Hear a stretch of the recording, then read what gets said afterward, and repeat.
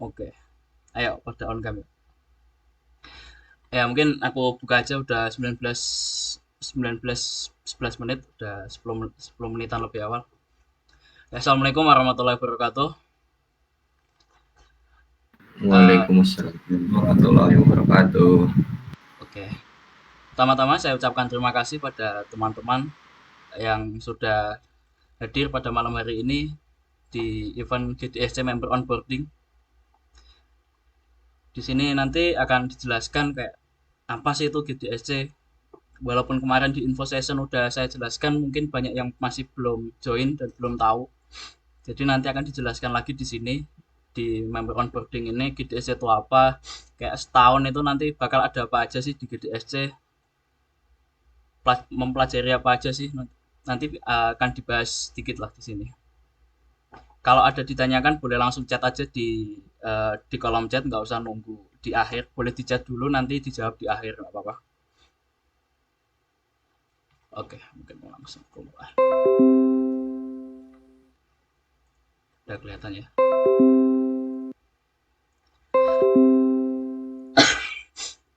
Oke, selamat. Ya, nih rule of thumbs. Jadi ya aturan lah sederhana dari kita nanti event-event GDSC ke depannya, aturan meet-nya sama, mungkin ya nggak terlalu kayak gimana. Yang pertama be fokus, harus fokus. Yang kedua proaktif. Jadi aku minta untuk aktif ya. Kalau mau ada yang ditanyakan, tolong ditanyakan aja sekarang, nggak ada masalah apa-apa. Kalau ditanyakan nggak ada, jangan kayak sungkan gara-gara mungkin karena senior atau apa. Di sini GDSC nggak ada senioritas, jadi santai aja. Yang ketiga paid and attention, jadi tolong diperhatikan nanti yang bicara. Yang keempat tolong off cam, kok off cam sih, on cam. Jadi untuk menghargai orang yang berbicara lah, mohon on cam. Mungkin nanti ke depannya harus pakai background itu ya GDSC, tapi nggak tahu ini kok nggak ada. Jadi untuk sementara ini nggak usah, nggak apa-apa. Yang kelima post your pertanyaan. Jadi post pertanyaanmu di chat. Misal ada pertanyaan di pertengahan nanti boleh nanti langsung dituliskan di chat gitu, nggak apa-apa. Oh ya jangan lupa kasih nama ya biar aku tahu siapa yang nanya. Kalau nggak boleh nanti di akhir angkat tangan aja, raise hand, bisa langsung ngomong. Yang pertama-tama ini mungkin perkenalan dulu, mungkin ada yang belum tahu. Ya jadi pertama-tama perkenalkan, namaku Nanda Ara Putra. Di sini sebagai lead dari GDSC UIN Sunan Kalijaga untuk chapter 2023 sampai 2024. Jadi setahun ini aku yang jadi lead di GDSC. Nah, ini selain lead, aku juga dibantu oleh teman-teman core teamku yang udah kemarin ada pembukaan dan sudah jadi core teamnya.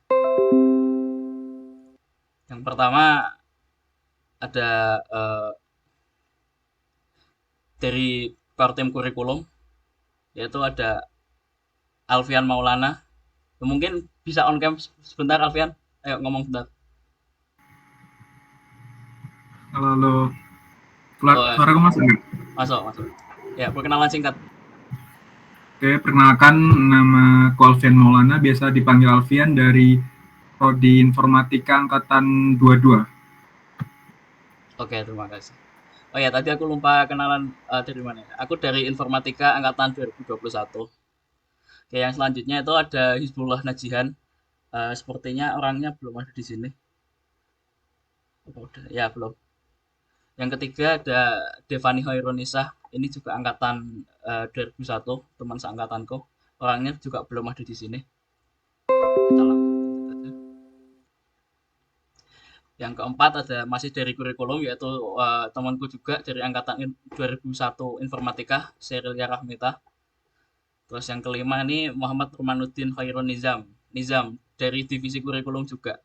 Angkatan mungkin Nizam boleh ayo on cam kenalan lah. Kayaknya udah dalam kan? Halo, ya udah. Oke oke. Halo, kenalin aku Muhammad Nizam Nizam, biasanya dipanggil Nizam. Aku informatika angkatan 2022. Di sini dari divisi kurikulum. Itu. Terima kasih. Oke. Mungkin selanjutnya ini dari masih divisi kurikulum, ada Arif Rahman. Tadi Arif Rahman kayaknya udah masuk. Ya, boleh on ya. Oke, perkenalkan, namaku Arif Rahman, bisa dipanggil Arif dari Informatika 2022 juga. Oke, terima kasih. Selanjutnya dari kurikulum juga ada Mas Agung Rasif Madani. Boleh on cam, Mas? Oke, kenalin, nama aku Agung Rasif Madani, semester 7 berarti angkatan 2020, informatika juga. Oke, terima kasih. Itu cukup banyak. Oke, aku cukup. Yang selanjutnya dari divisi IO, Event Organizer, ada temanku Ibnu Raju Gumam. Ayo Raju, bisa on cam kah? Halo, udah masuk? Siap. Perkenalkan, nama saya Ibnu Raju Humam dari Informatika 21. Ya. Yang selanjutnya itu ada lagi temanku satu angkatan Informatika 21, Ahmad Imam Munif. Sepertinya orangnya belum join di sini. Langsung lanjut. Selanjutnya ada Kak Deno Arumulansari.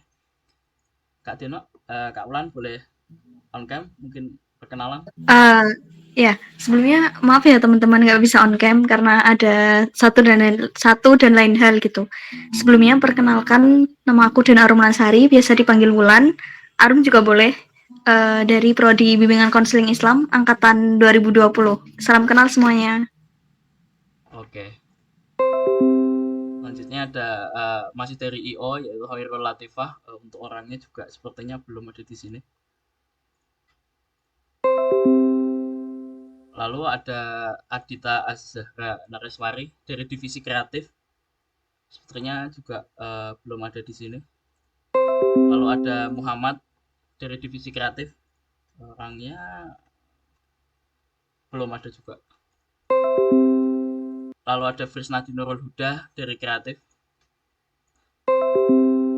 Lalu ada dari kreatif lagi itu Ahsan Nafis Alimi. Mungkin boleh perkenalan, kayaknya udah join tadi. Ya, halo teman-teman. Apa kedengeran? Dengeran gitu. Oke. Sebelumnya maaf nggak bisa on cam. Nanti tak on cam tenang aja. Perkenalkan aku Ahsan Nafis dari Informatika 22 di sini di divisi kreatif. Oke. Selanjutnya ada Muhammad Sultan. Orangnya sepertinya belum ada di sini juga.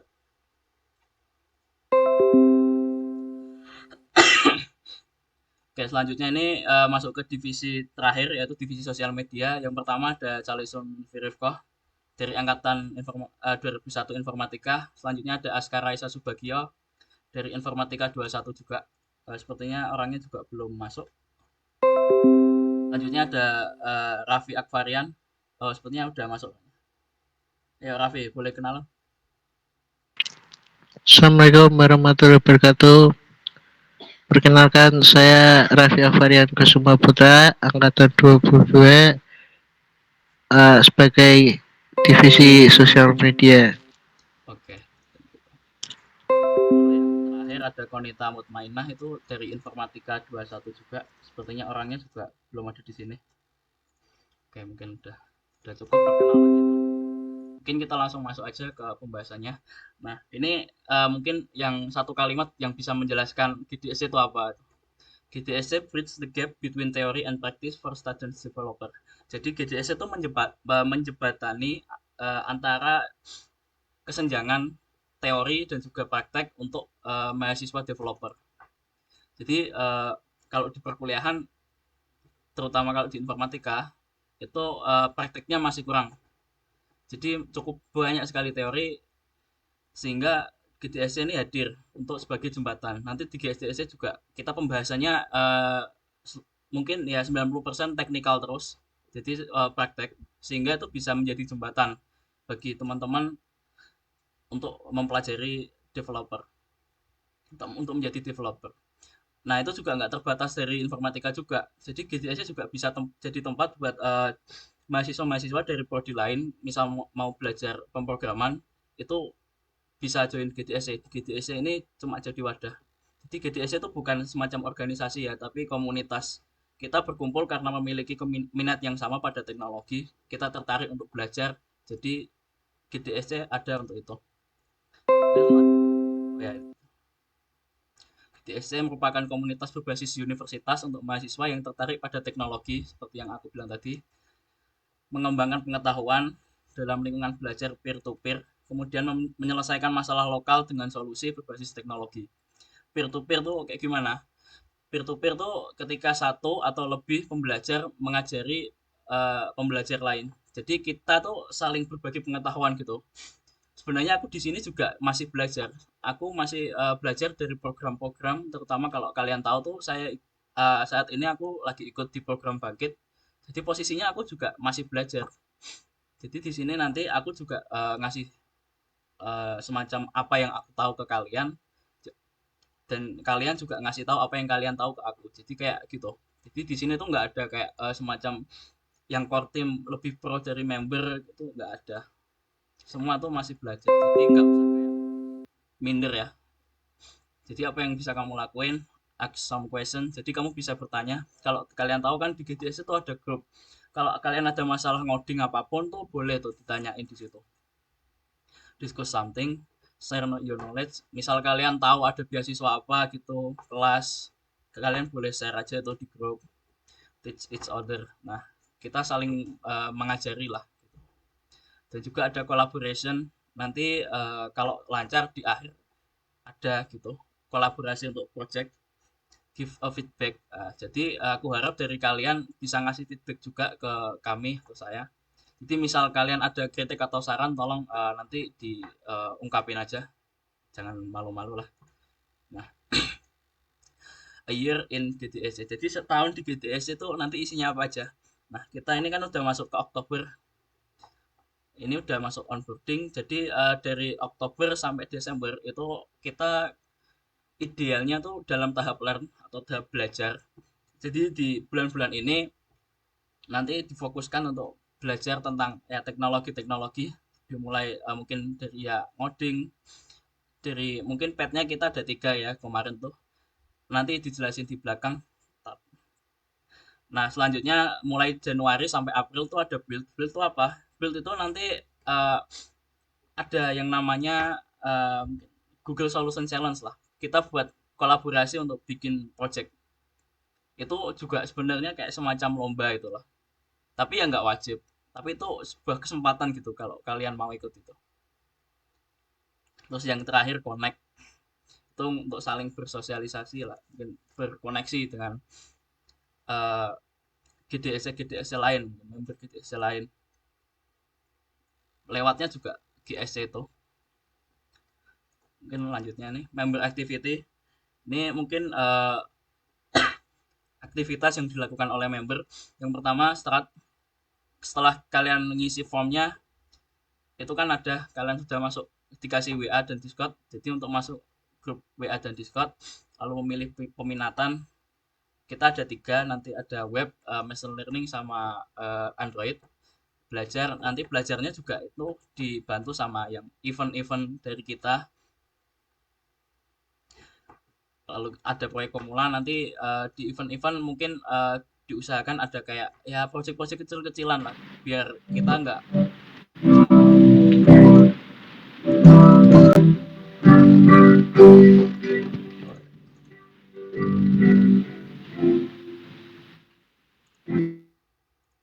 lalu nanti di akhir juga ada semacam submission atau bikin proyek untuk mendapatkan sertifikat.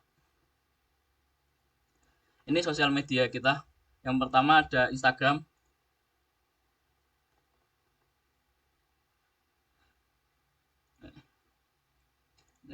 Jadi ini Instagramnya Win, GDSC Win. Kalian kalau belum follow, follow aja. Di sini biasanya kalau post event-event kita taruhnya di sini, biar kalian tuh ingat terus.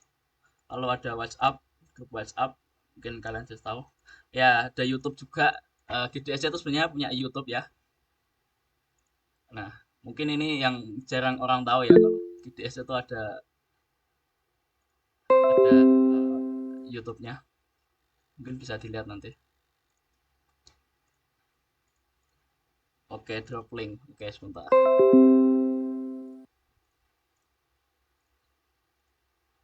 Mungkin aku bisa drop di sini.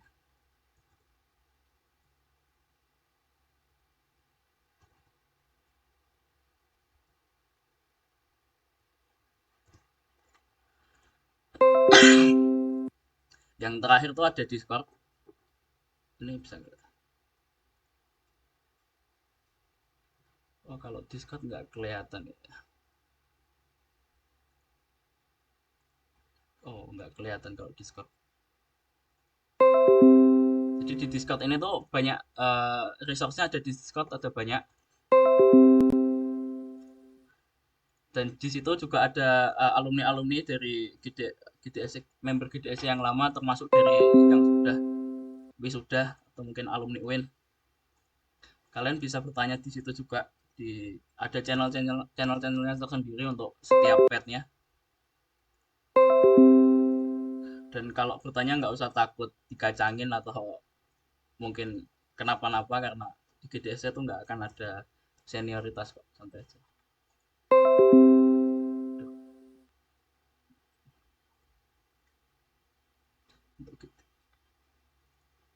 Untuk Discord-nya aku tampilin sebentar. Sebentar nih, aku tampilin Discord-nya. Wah, harus entire screen ya.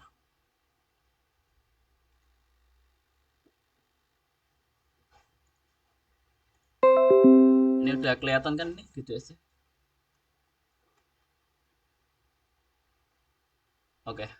Nah, ini jadi ini Discord GDS, kalian bisa masuk aja lewat link tadi, atau mungkin kalian udah masuk ya. Nah, ini kamu bisa baca dulu di readme ini untuk mengambil role-nya bisa kalian ambil di about GDS ini, kalian kasih dikasih react aja seperti ini, nanti dapat role-nya. Yang pertama ada Android, kedua ada web, yang ketiga ada machine learning. Lalu boleh masuk ke channel kenalan. Di sini kalian bisa tulis saja nama, prodi, kampus, angkatan, dan peminatan. Nih, ini kita bisa lihat di sini yang udah kenalin itu dari siapa aja. Ini banyak dari 23. Kita bisa scroll ke atas tuh bisa tahu siapa aja gitu. Ini tuh udah dari lama. Dari angkatan 22, 20 juga ada. Intinya kalau udah masuk di Discord tolong perkenalan juga aja di sini. Nih dari Teknik Industri angkatan 20 dari 2 tahun lalu. Angkatan 19 sini tuh banyak.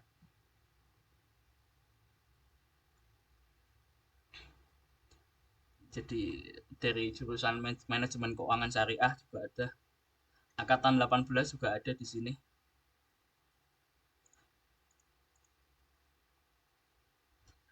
Aturannya itu menggunakan nama asli, terus menjaga tulisan, ya gampang lah intinya. Jangan ya tahu etika lah ibaratnya, nggak terlalu. Dilarang mengirimkan konten, ya ini rules biasa lah. Nah, ini panduan server. Ini kalau general di sini ada meme juga, channel untuk meme, ada channel untuk locker dan event. Jadi juga biasanya tuh nge-share locker juga di channel ini. Ini ada channel resource, ini misal Android. Di sini tuh ada nih resource buat kalian belajar tuh sini. Di ML ada, di web juga ada. Tapi ini sebenarnya nanti juga dijelasin di belakang. Ya, aku lanjutin lagi dulu. Nanti di belakang dijelasin untuk setiap itu.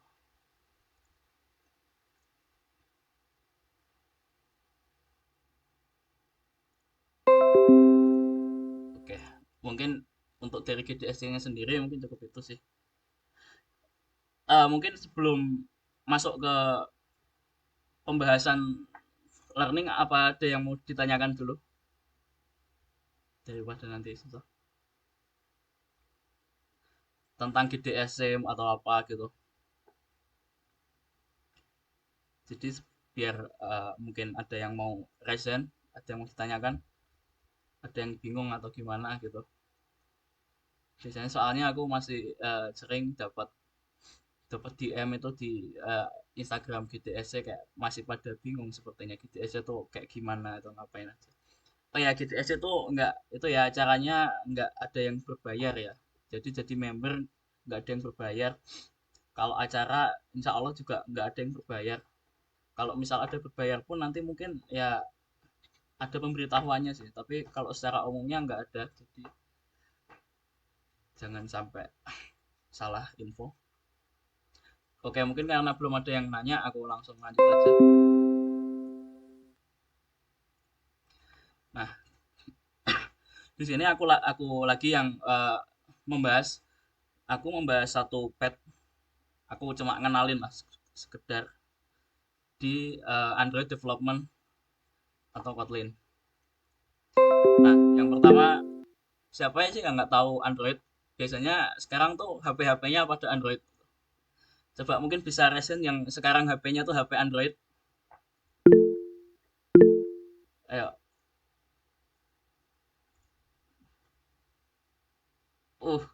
Hampir semua. Oke, 20-an mungkin. Oke, udah. Nah, itu 20-an tuh udah Android semua. Jadi ya, siapa sih yang nggak tahu Android? Android is a mobile operating system based on a modified version of the Linux kernel and other open source software designed primarily for touchscreen mobile device such as a smartphone and tablet. Jadi Android itu sistem operasi untuk mobile berbasis Linux kernel dan juga software open source lainnya. Didesain secara khusus atau mungkin secara utama didesain untuk touchscreen mobile device seperti smartphone dan juga tablets. Android has been best-selling OS worldwide on smartphone since 2011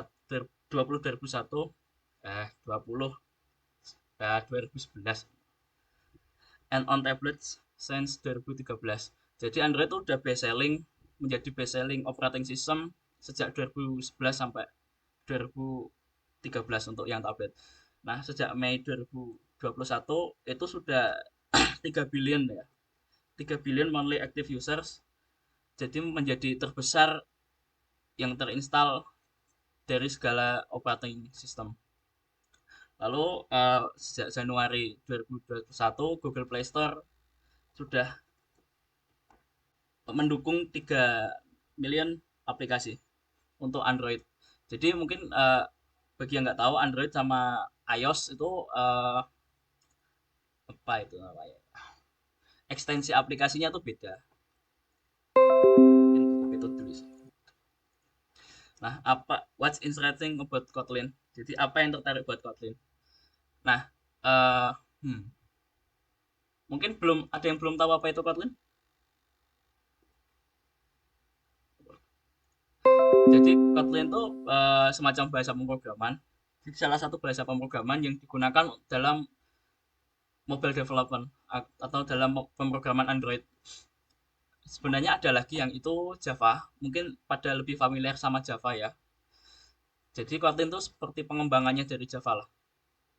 60% dari Android developer menggunakan Kotlin, 70% dari 1000 aplikasi teratas itu berisi kode Kotlin. Ini dari sumber Google Internal Data. Mei 2020. Jadi dari Google sendiri itu mendukung kalau Android developer menggunakan Kotlin dibanding Java.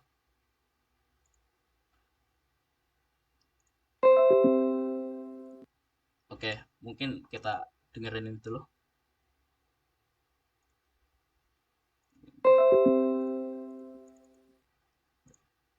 Kotlin, a statically typed. Suaranya kedengeran nggak dari videonya? Enggak, dengeran Mas. Dengeran, Mas. Oke, kedengeran kan?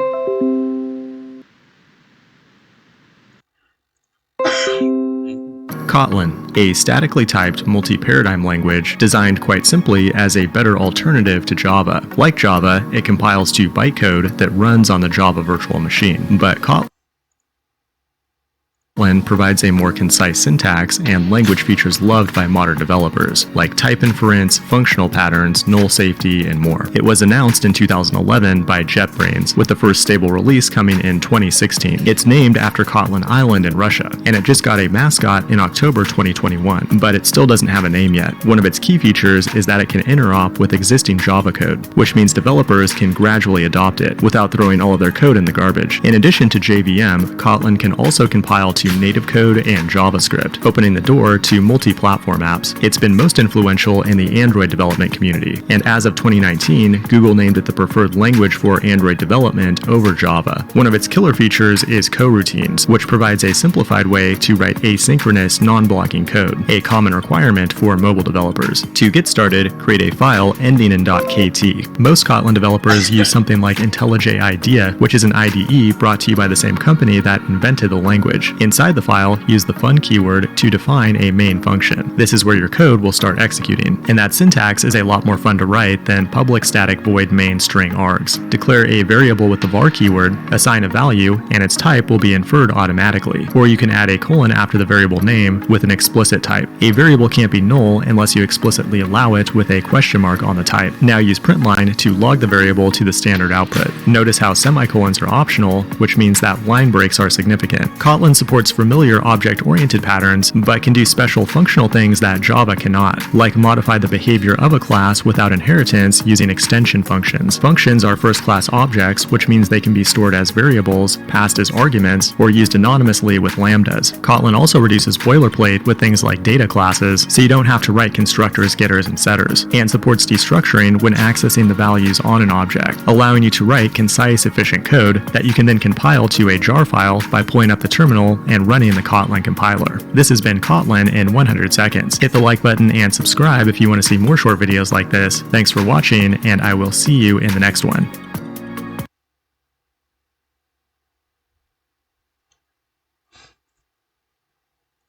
Nah, itu video 100 detik untuk menjelaskan apa itu Kotlin. Mungkin belum itu ya. Aku bahas sedikit. Kotlin, a statically typed multi-paradigm language designed Aktifin ini dulu. Kotlin, a statically typed multi-paradigm language. Nah, ini dulu. Jadi Kotlin itu multi paradigma, bahasa yang mendukung multi paradigma ya. Ini ya, jadi kalau pemrograman itu sebenarnya itu ada banyak sekali paradigma pemrograman. Jadi mungkin kalau kalian lebih familiar tuh ada yang namanya OOP, Object Oriented Programming. Ada juga Procedural Programming, ada Functional Programming juga. Jadi Kotlin itu mendukung multi paradigma lah. Mungkin kalau kalian bingung nggak usah ribetin dulu sih kayak paradigma itu. Designed quite simply as a better alternative to Java. Like Nah, jadi Kotlin itu dibuat untuk sebagai alternatif yang lebih baik dari Java gitu loh. Kalau kata foundernya mungkin. Java, it compiles to bytecode that runs on the Java virtual machine, but Nah, jadi Kotlin itu berjalan di atas JVM atau Java Virtual Machine. Kotlin provides a more concise syntax and language features loved by modern developers, like type inference, functional patterns, null safety, and more. It was Nah, jadi seperti yang dibilang tadi, Kotlin tuh lebih punya sintak yang lebih baik daripada Java. Contohnya itu ini. Kalau kalian tahu, ini yang di atas tuh kode Kotlin untuk misal print atau mungkin bisa hello world. Ini mungkin bisa dibuat hello world. Itu cuma beberapa baris, cuma 4 baris ini di fungsi main. Sedangkan kalau di Java itu lebih rumit. Kita perlu ada public static void main string args. Ini ada sistem print out print line untuk ngeprint. Kalau di Kotlin cuma print line. Intinya di Kotlin sintaknya lebih simple lah. Language features loved by modern developers, like type inference, functional patterns, null safety, and more. It was announced. Mungkin aku jelasin dikit. Type inference tuh untuk mungkin belum ya. Type inference tuh kayak bisa dari compilernya tuh bisa tahu tipe data apa yang dimasukin ke fungsi itu tanpa dijelasin secara langsung gitu. Ada null safety juga. Mungkin nantilah dijelasin lagi kalau mungkin ada bertanya. Soalnya takutnya and more. It was announced in 2011 by JetBrains, with the first stable release coming in 2016. It's named after Kotlin Island in Russia, and it just got a mascot in October 2021, but it still doesn't have a name yet. One of its key features is that it can interop with existing Java code, which means developers can gradually adopt it without throwing all of their code in the garbage. In addition to JV. Nah, seperti yang bilang tadi tuh, Kotlin tuh bisa interaksi sama kode-kode Java lama. Jadi bagi yang udah punya codingan Java itu tinggal migrasi ke Kotlin, nggak perlu kayak bikin ulang dari awal. Existing Java code, which means developers can gradually adopt it without throwing all of their code in the garbage. In addition to JVM, Kotlin can also compile to native code and JavaScript, opening the door to multi-platform apps. It's been. Nah, ini juga dibilang tadi kalau Kotlin tuh bisa di-compile ke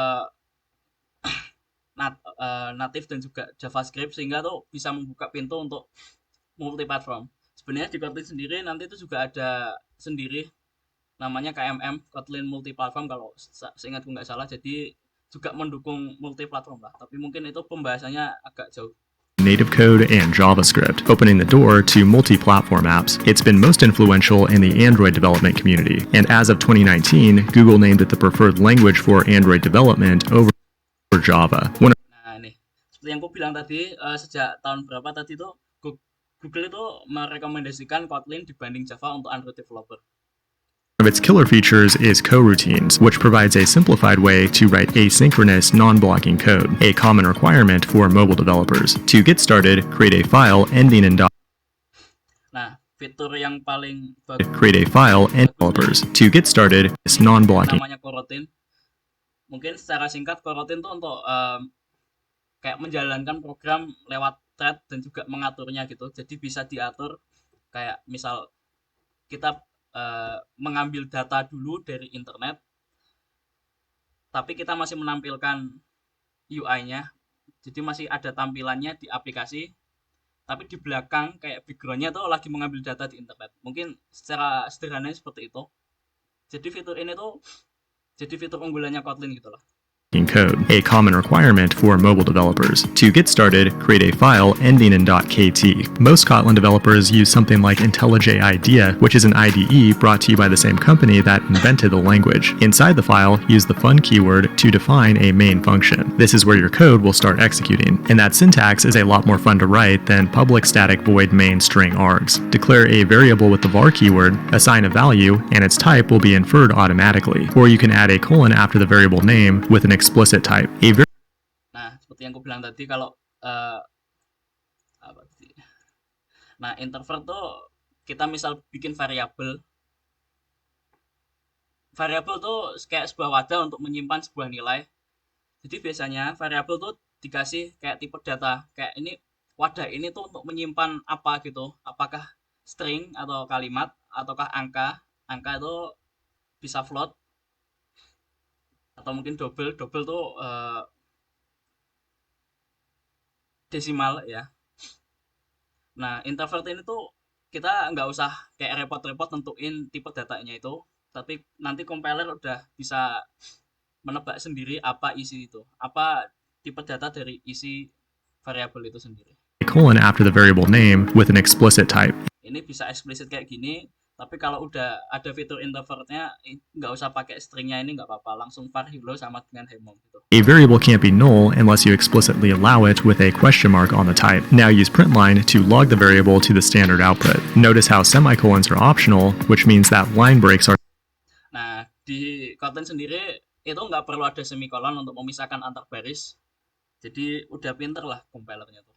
Gitu.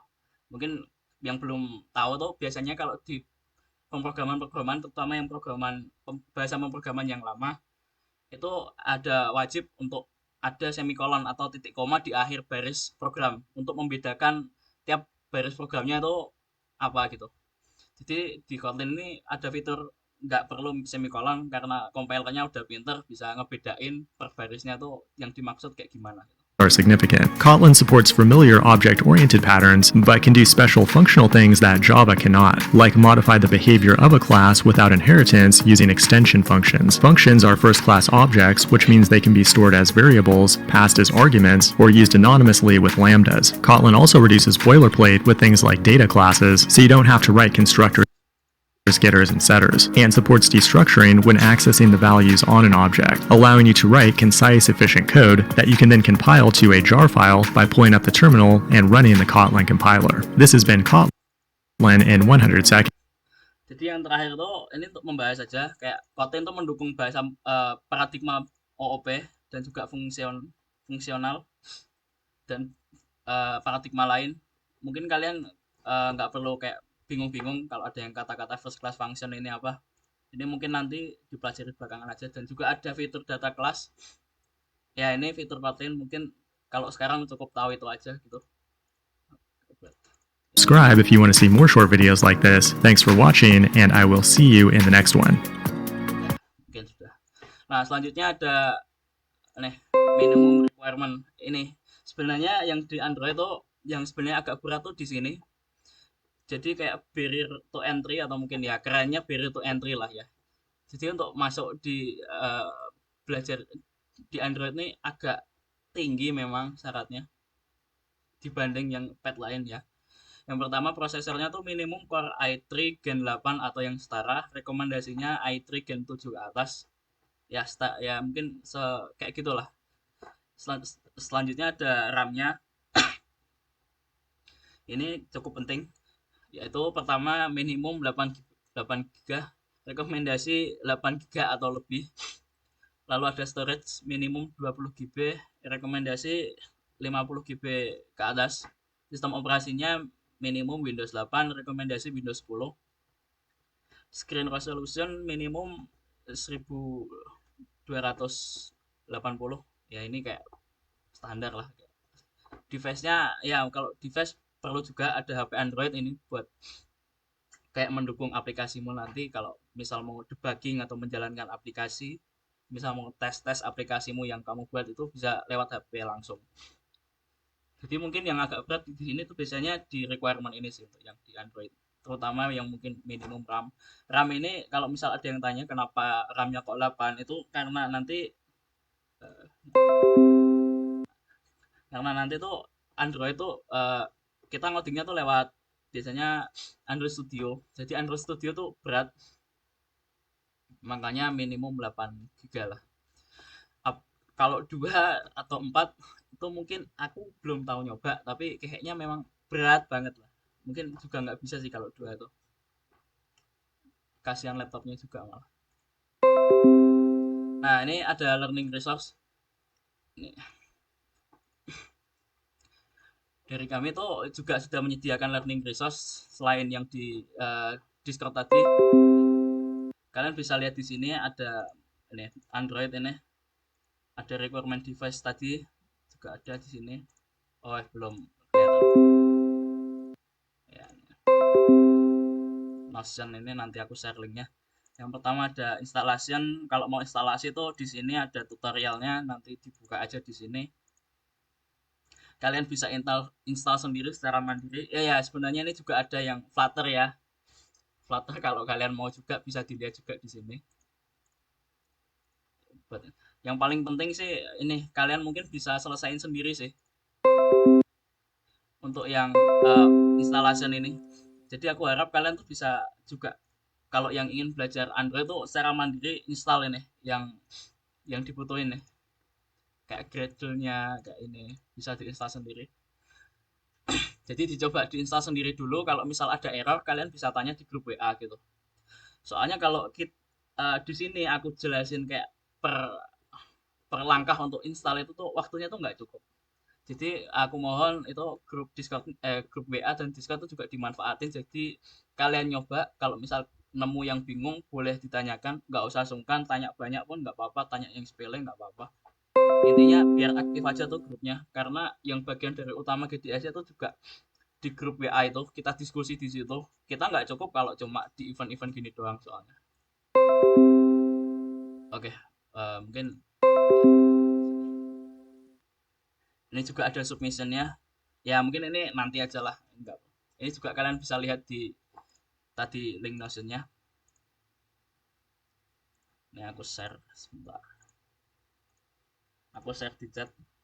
Oh, sepertinya juga ada yang tanya.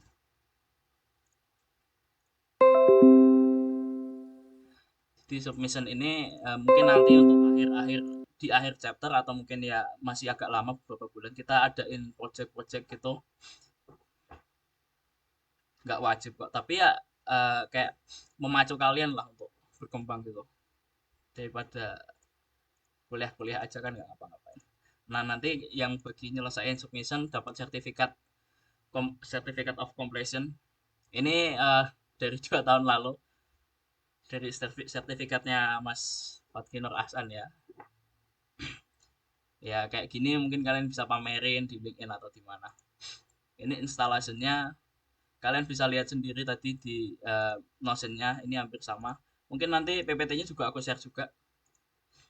Ini ada installation JDK tuh untuk development kit-nya, Java development kit, ada Gradle juga. Gradle tuh untuk compiler lah kalau di Android. Jadi untuk nge-compile Android-nya tuh pakai Gradle ini. Sebenarnya pembahasan Gradle juga cukup panjang juga kalau dijelasin. Ada IntelliJ IDEA juga kalau misal mau buat Kotlin, tapi yang paling penting tuh biasanya nih loh, Android Studio. Pastiin kalian kalau yang mau belajar Android tuh apalagi mau ngikutin pet Android di GTS ini, tolong install Android Studio ya. Kalau misal ada error atau apa nanti bisa ngomong-ngomong aja, tanya-tanya di grup WA gitu. Ini ada linknya, udah ada ya, tutorialnya udah ada lah. Ini juga adalah kayak shotgun. Mungkin cukup itu sih. Apa ada yang mau ditanyain dulu yang Android? Atau tadi ada yang nanya kayaknya. Oh, kalau Dart gimana? Dart itu ya tadi seperti yang aku jelasin. Dart itu untuk Flutter ya. Jadi sama-sama untuk mobile development sebenarnya, tapi kalau Dart itu bukan native itu. Bukan native Android. Jadi kalau native Android itu pakai Kotlin, kalau multiplatform atau Flutter itu pakai Dart, bahasanya Dart. Nah, kalau bahasa pemrograman tuh sebenarnya tuh hampir sama semua kok. Cuma mungkin ya sintaknya agak beda lah. Nanti kalian juga paham. Jadi ya pelajarin aja lah yang kalian mau atau apa. Ini juga ada sih materi Dart kalau kalian mau lihat sih. Oke. Apa yang ada? Ya mungkin aku lanjut dulu ya. Oh, ya selanjutnya ini ini belum ada fotonya, tapi ya udah, ini mungkin selanjutnya pembahasan machine learning yang akan dibawakan oleh Mas Agung Rasif Madani. Mungkin Mas. Oke. Sebelum Mas. Apa? Yang share aku apa kamu nih? Kalau kamu ya apa? Oke. Silakan Mas. Oke, jadi sebelum lanjut mungkin bisa kasih emot dulu yang peminatannya pilih machine learning. Kasih emot.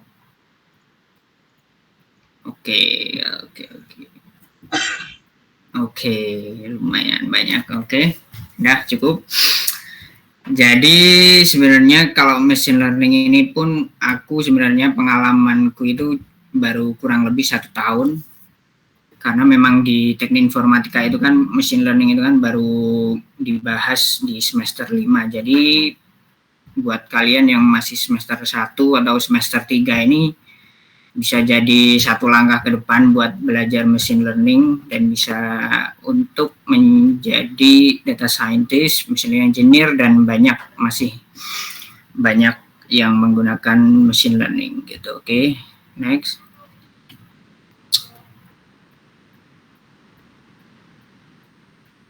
Halo, next. Oke, bisa di play dulu ini machine learning dalam 100 detik. Machine learning. Teach a computer how. Suaranya udah kedengaran ya? Udah. Aku hidupin, udah. Machine learning. Teach a computer how to perform a task without explicitly programming it to perform said task. Instead, feed data into an algorithm to gradually improve outcomes with experience, similar to how organic life learns. The term was coined in 1959 by Arthur Samuel at IBM, who was developing artificial intelligence that could play checkers. Half a century later, and predictive models are embedded in many of the products we use every day, which perform two fundamental jobs. One is to classify data, like is there another car on the road, or does this patient have cancer? The other is to make predictions about future outcomes, like will the stock go up, or which YouTube video do you want to watch next? The first step in the process is to acquire and clean up data. Lots and lots of data. The better the data represents the problem, the better the results. Garbage in, garbage out. The data needs to have some kind of signal to be valuable to the algorithm for making predictions. And data scientists perform a job called feature engineering to transform raw data into features that better represent the underlying problem. The next step is to separate the data into a training set and testing set. The training data is fed into an algorithm to build a model, then the testing data is used to validate the accuracy or error of the model. The next step is to choose an algorithm, which might be a simple statistical model like linear or logistic regression, or a decision tree that assigns different weights to features in the data. Or you might get fancy with a convolutional neural network, which is an algorithm that also assigns weights to features, but also takes the input data and creates additional features automatically, and that's extremely useful for datasets that contain things like images or natural language, where manual feature engineering is virtually impossible. Every one of these algorithms learns to get better by comparing its predictions to an error function. If it's a classification problem, like is this animal a cat or a dog, the error function might be accuracy. If it's a regression problem, like how much will a loaf of bread cost next year, then it might be mean absolute error. Python is the language of choice among data scientists, but R and Julia are also popular options, and there are many supporting frameworks out there to make the process approachable. The end result of the machine learning process is a model, which is just a file that takes some input data in the same shape that it was trained on, then spits out a prediction that tries to minimize the error that it was optimized for. It can then be embedded on an actual device or deployed to the cloud to build a real-world product. This has been machine learning in 100 seconds. Like and subscribe if you want to see more short videos like this, and leave a comment if you want to see more machine learning content on this channel. Thanks for watching, and I will see you in the next one. Oke, jadi barusan gambaran besar, gambaran singkat dari machine learning, konsep machine learning. Oke, next. Jadi aku jelasin lagi apa itu machine learning. Jadi sebelum memahami apa itu machine learning, kita pahami dulu apa itu yang namanya artificial intelligence, AI, atau bahasa Indonesianya kecerdasan buatan. Jadi kalau dari video tadi, kecerdasan buatan itu kita mengajari komputer untuk berperilaku atau meniru perilaku dari manusia secara akurat itu. Nah, contohnya tadi kan kalau di video juga ada yang papan permainan checker. Kalau yang lebih modern mungkin ada yang namanya catur gitu kan, meniru kemampuan manusia yang bahkan bisa mengalahkan dari kemampuan manusia itu sendiri. Nah, kemudian AI ini cakupannya cukup luas dan salah satunya yaitu machine learning. Nah, di machine learning ini sama, jadi kita melatih mesin juga untuk meniru kemampuan manusia dengan metode matematis atau statistika gitu. Nah, jadi di machine learning ini juga tadi juga disebutin ada dua pokok utama, yaitu untuk klasifikasi, mengklasifikasi, dan juga untuk memprediksi. Dan kalau mengklasifikasikan ini juga nanti ada lagi bisa dengan mengenali objek, itu kan mendeteksi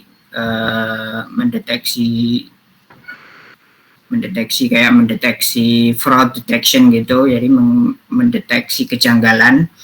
Kemudian untuk prediksi juga bisa forecast cuaca, forecast harga stok gitu kan. Terus bisa juga rekomendasi, memprediksi tadi seperti memprediksi minat kita setelah kita nonton YouTube, ada rekomendasi gitu. Nah, kemudian kalau untuk lebih dalam lagi ada yang namanya deep learning. Deep learning ini konsep utamanya meniru cara kerja sistem saraf manusia, yaitu neural network. Dan terus ada lagi di AI itu yang namanya NLP, Natural Language Processing yang digunakan untuk ChatGPT itu yang sekarang lebih populer ini, ChatGPT banyak. Terus ada Bing, ya itu pakai Natural Language Processing.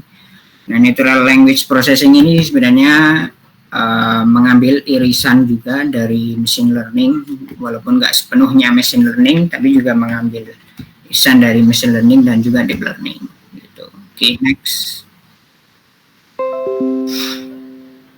Nah, terus gimana caranya kerja? Tadi kan di video juga udah cukup jelas sebenarnya konsep kerjanya. Dan jadi kita punya dua data. Misal di sini ada kumpulan gambar anjing, kita labeli. Kemudian ada kumpulan gambar kucing, kita labeli dengan cat. Nah, kemudian mesin atau komputer itu kita latih atau kita inputkan sebuah algoritma ataupun metode matematis atau statistika gitu.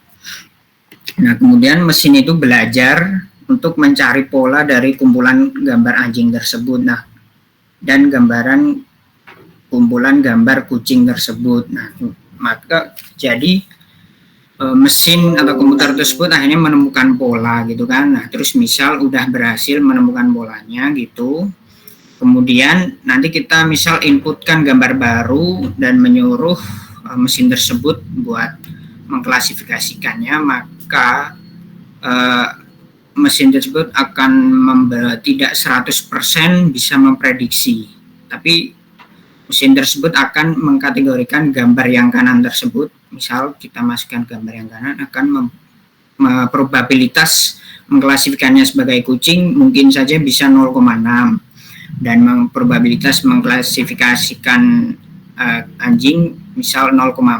Nah, maka akan dipilih yang paling besar, probabilitasnya 0,6 gitu.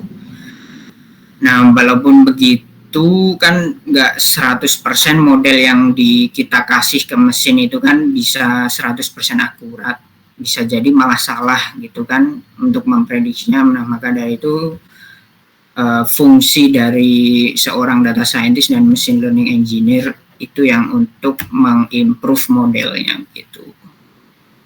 Oke, next. Nah, contoh di dunia nyata tadi udah banyak disebutin. Salah satunya kalau kalian misal buka Google Lens, itu kan ada, kalian bisa cari dengan menggunakan gambar, kemudian ada banyak gambar yang mirip gitu kan.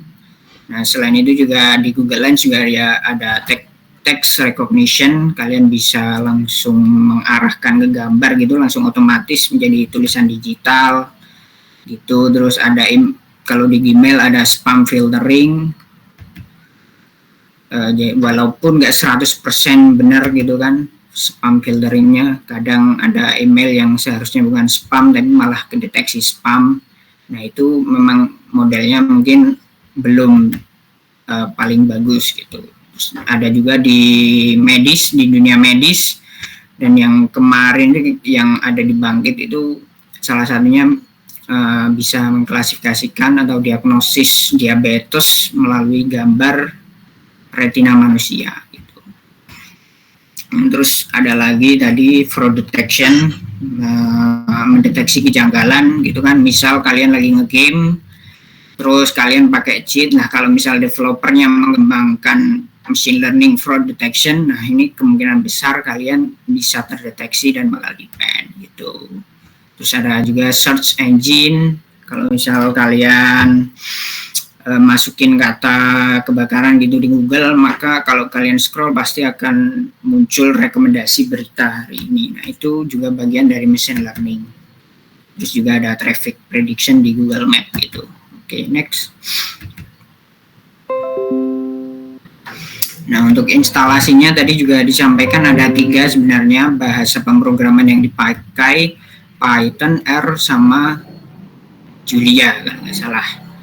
Nah, untuk Untuk Python ini kita pakai di GDSC, salah satunya memang karena cukup lengkap library open source-nya, dan paling mudah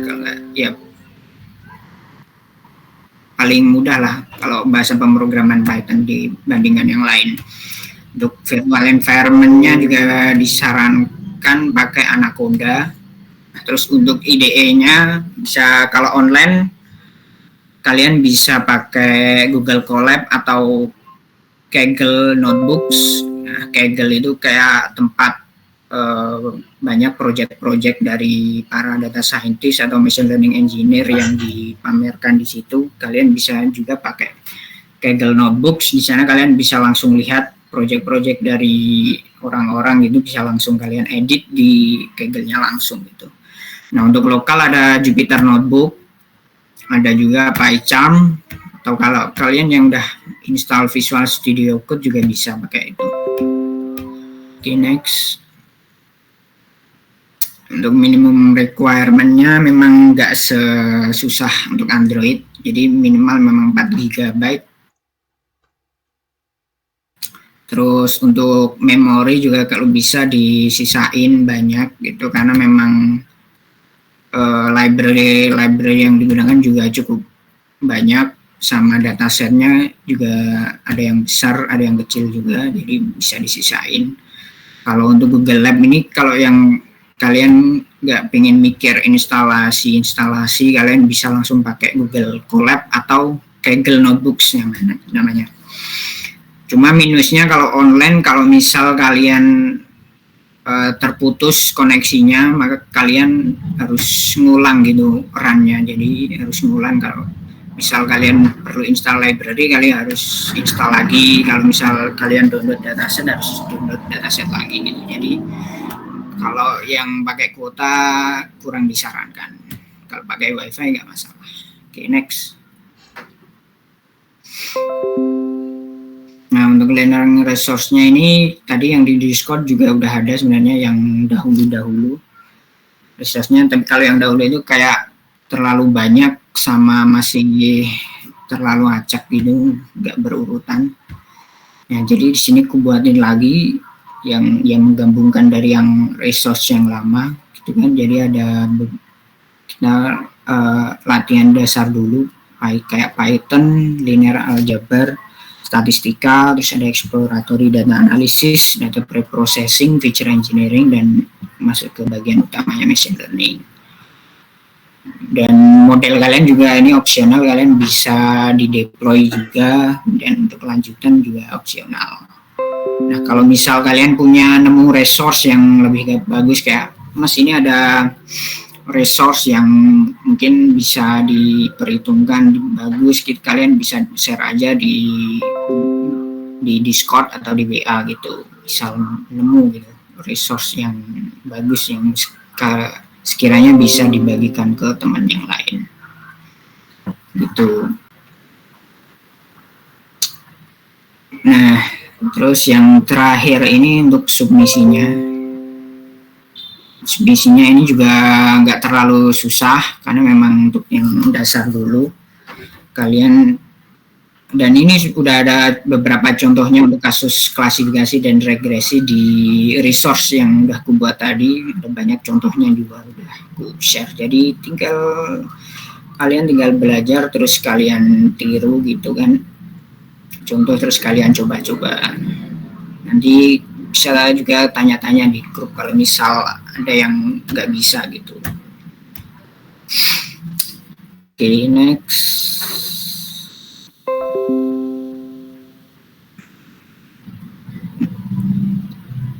Oke, sudah.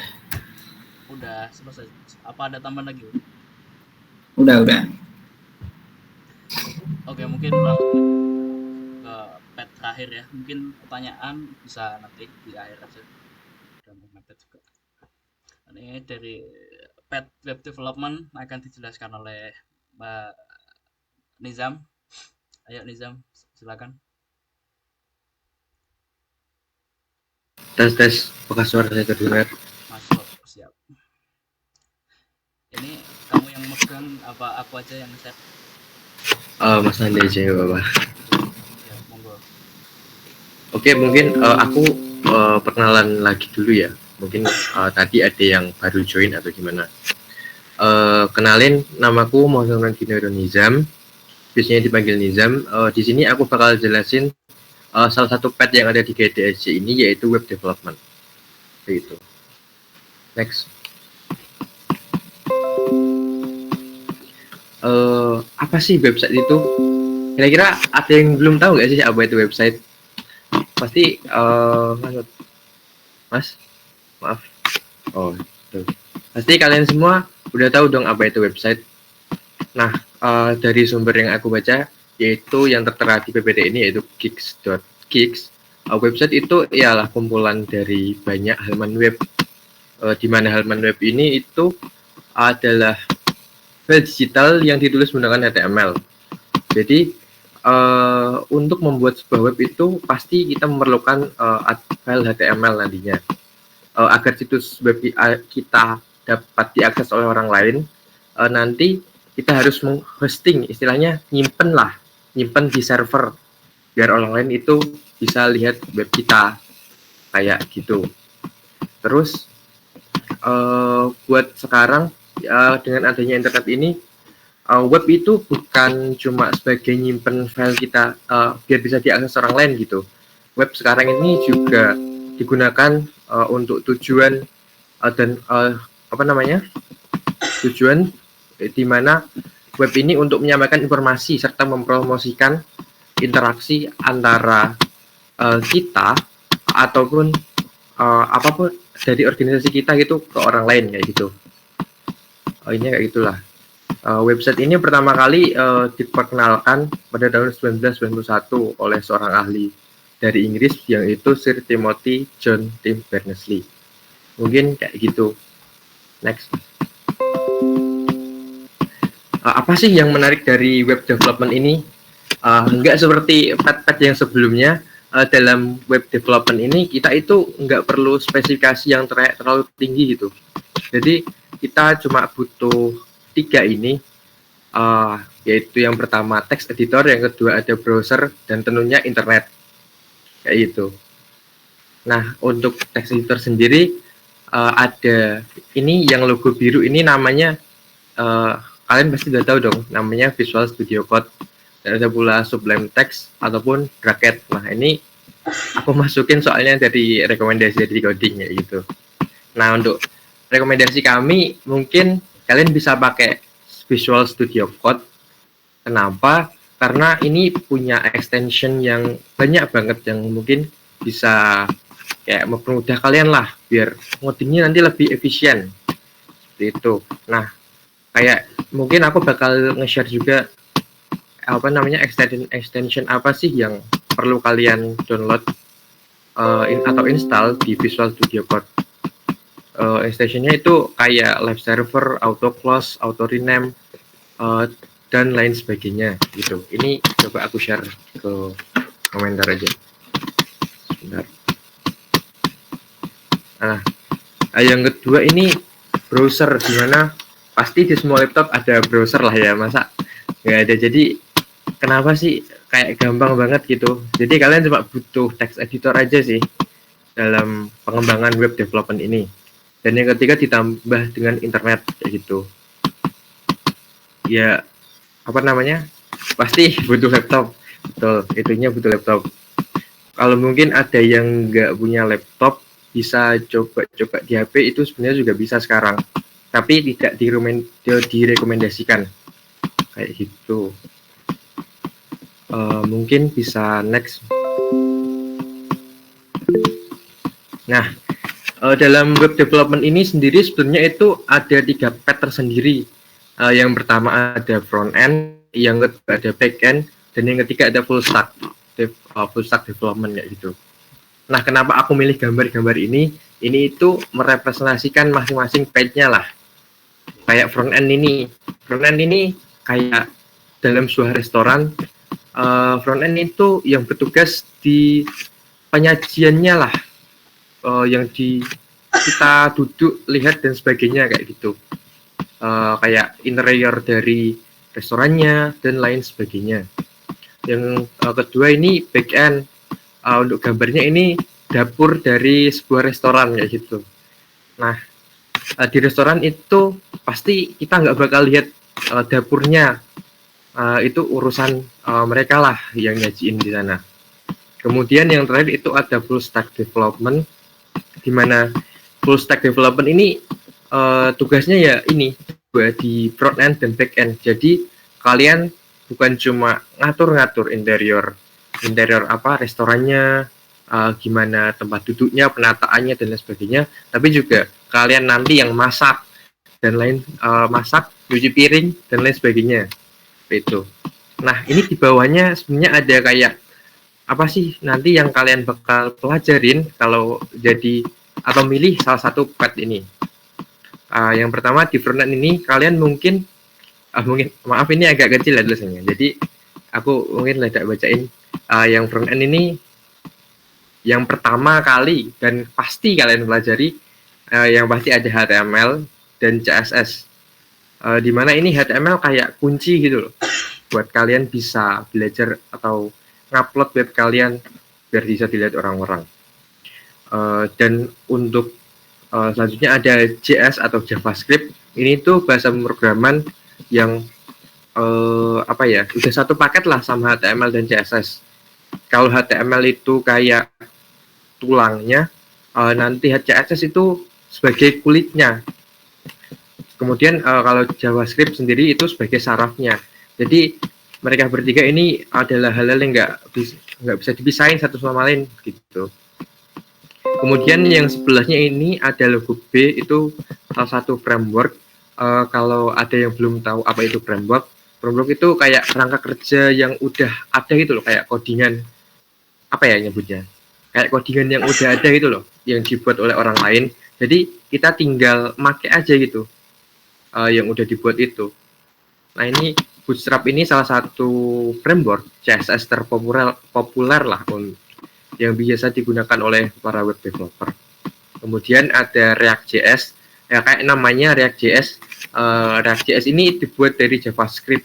Jadi ini salah satu salah satu framework JavaScript yang populer juga buat mempercantik tampilan dari website itu.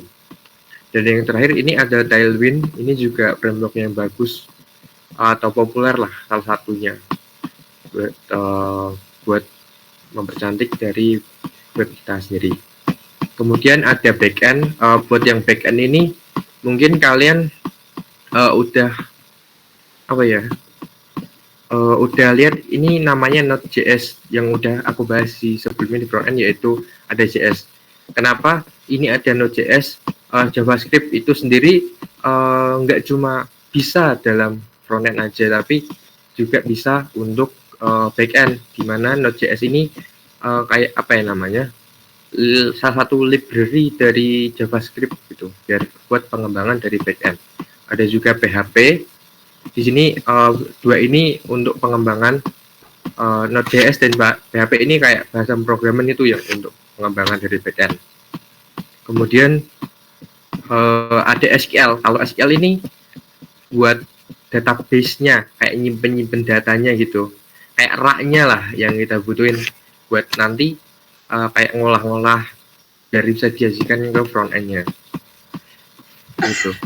Nah, ini yang di bawah ini juga ada tambahan aja dari Express.js. Ini juga framework framework dari backend. Kemudian ada Laravel, framework dari PHP, dan MongoDB juga salah satu database yang lumayan populer gitu. Selanjutnya ada full stack. Ini sebenarnya gabungan dari dua ini sih, front end dan back end. Dimana full stack ini kayak ini ada meng atau stacknya itu meng, yang masing-masing katanya itu apa ya namanya, kepanjangan dari MongoDB, Express.js, React.js, dan Node.js.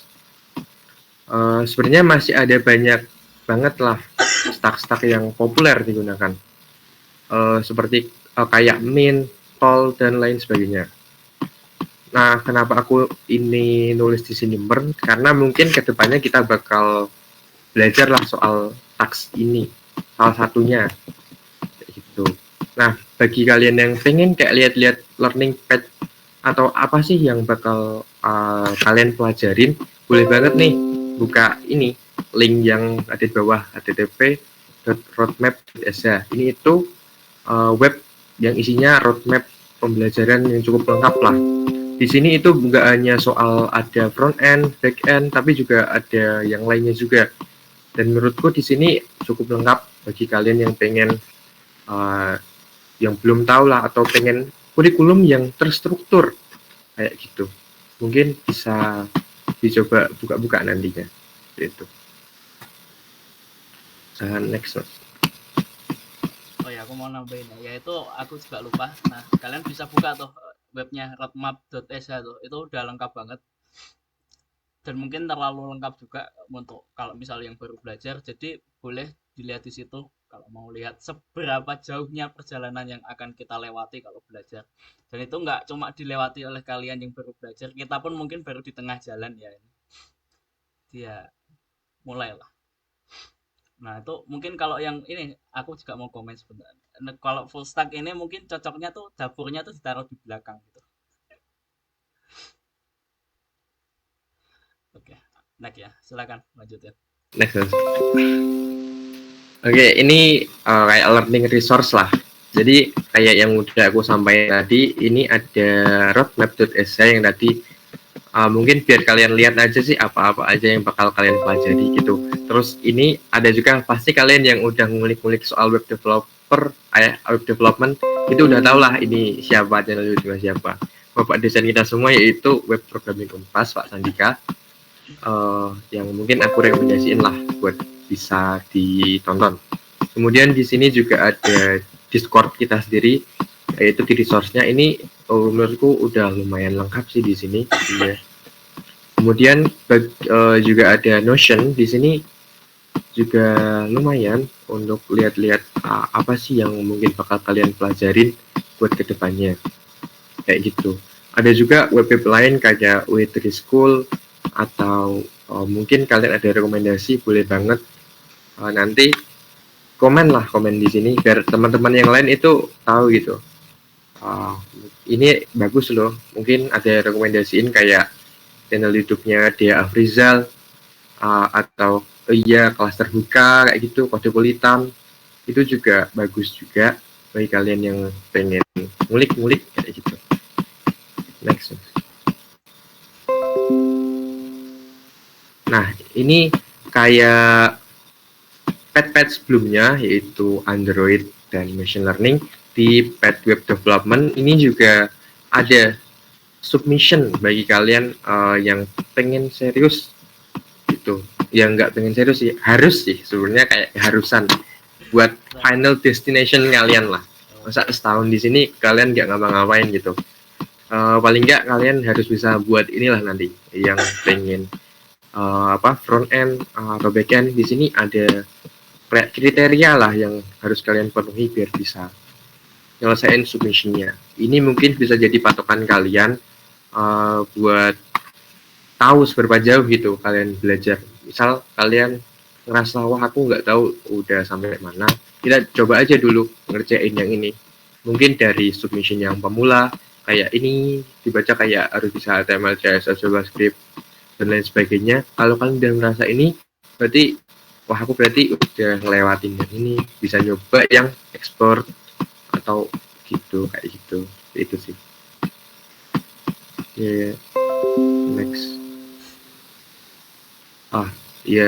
Di sini juga kita di GDSC ada Code Wars, tapi mungkin rada mati sih. Jadi space punyanya GDSC gitu di sini.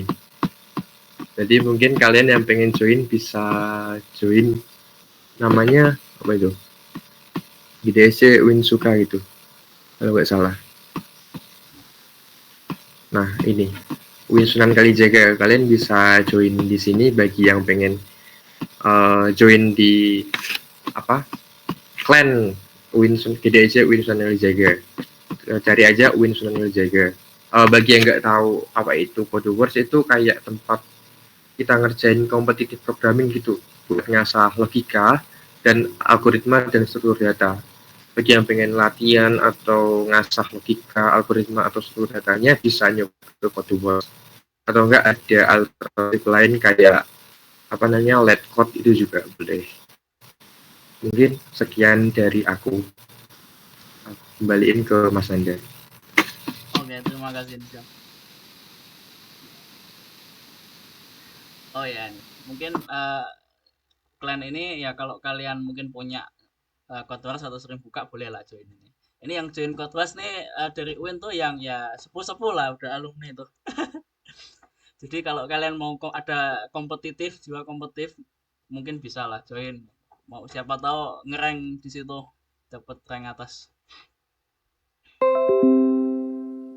Ini tagnya mulai aja dulu karena kalau kalian nunda-nunda untuk belajar tuh nggak bakal bisa ya. Jadi kusarankan mulai belajar aja gitu. Ya diawali dengan installation. Kalau Android ya install Android Studio gitu.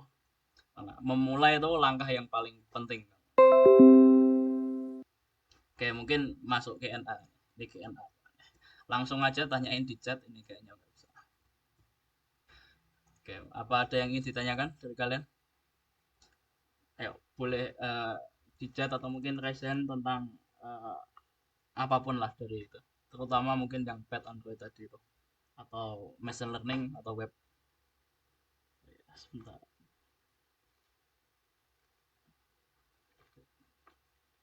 Baik, bentar aku juga mau nge-share ini. Bentar, aku lupa masukin ternyata.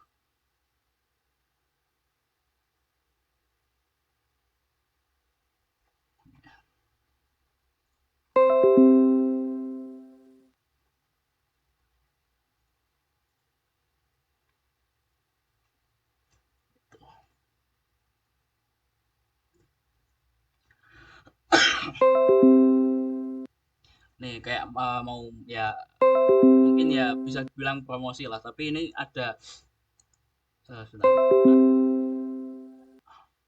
promosi. Jadi ini ada yang namanya beasiswa program beasiswa ID Camp 2023 kalau mungkin yang lain udah tahu ya, tapi mungkin ini bagi yang belum tahu. Jadi ini program biar kalian tuh dapat kelas gratis gitu.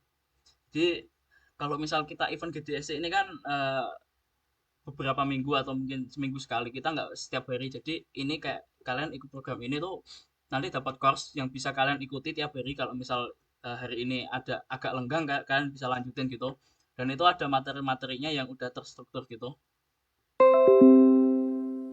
Kalian bisa scroll aja nih, scroll aja sini ya.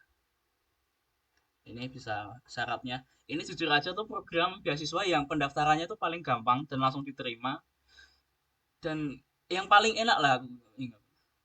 Makanya aku sarankan kalian buat daftar ini. Ini ada benefitnya, kurikulum global ya, ini koneksi. Nah ini ada tahapannya. Jadi nah ini ada alur belajar. Di program ini tuh kalian bisa milih kayak mau Android developer yang kayak aku sebutin tadi, front end tuh masuk yang web tadi, ada back end. Jadi di sini tuh sebenarnya tuh front end dan web end tuh dipisahin karena emang dua-duanya tuh sebenarnya ya cukup dalam juga. Sebenarnya dipisahin kayak gitu. Kalian bisa milih salah satu gitu. Ada machine learning, developer, ini juga, dan akses ke sertifikasi global kalau emang masuk sini. Multi platform ini buat yang tadi nanya Dart itu, Flutter tuh tempatnya di sini, multi platform app ini. Juga ada React juga ada yang disebutin Nizam tadi di bagian front end-nya itu. Ada DevOps, terus ada data scientist. Jadi di sini tuh alur belajarnya udah ada. Kalian kalau saranku ya daftar aja. Beneran. Kalau menurutku nyesel sih nggak daftar ini.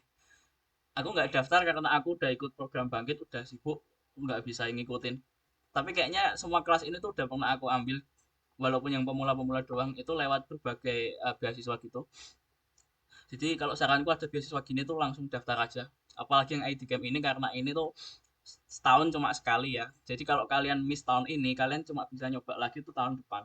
Dan itu menurutku tuh saya sangat disayangkan. Karena kalau di sini tuh nih ada periode registrasi udah dimulai bulan lalu 11 September sampai 24 November. Ini sebelum masanya berakhir, kusarankan kalian udah daftar sih. Nah, jadi kelasnya tuh ada basic dan beginner. Ini kelas pemula, tapi ini bagi yang kalian baru nyoba itu mungkin agak susah karena ya namanya belajar tuh emang susah sih. Kalau ngoding tuh susah wajar. Dan kalau error tuh wajar kalau gagal. Jangan kaget sih kalau gitu. Nah, kalau kalian tuh cukup cepat dalam menyelesaikan kelas basic dan beginner dan sudah kayak menyelesaikan submissionnya. Oh ya, di kelas-kelas ini ada submisinya sendiri nanti di coding karena memakai platform di coding untuk kelasnya. Nanti kalian berkesempatan untuk mendapatkan kelas intermediate setelah seleksi sih. Jadi seperti itu. Nah, nih ada linknya nih. Bentar, gue tulisin di situ. ID Camp. Ya, belum tentu ada juga tahun depan, bener juga itu. Soalnya kemarin sempat kayaknya hampir ditunggu-tunggu, dikira nggak ada. Ini tuh kelasnya gratis. Tahu kalian daftar aja tuh. Nah, ya itu aja kalian copy terus masuk. Kalau saranku kalian daftar. Nah,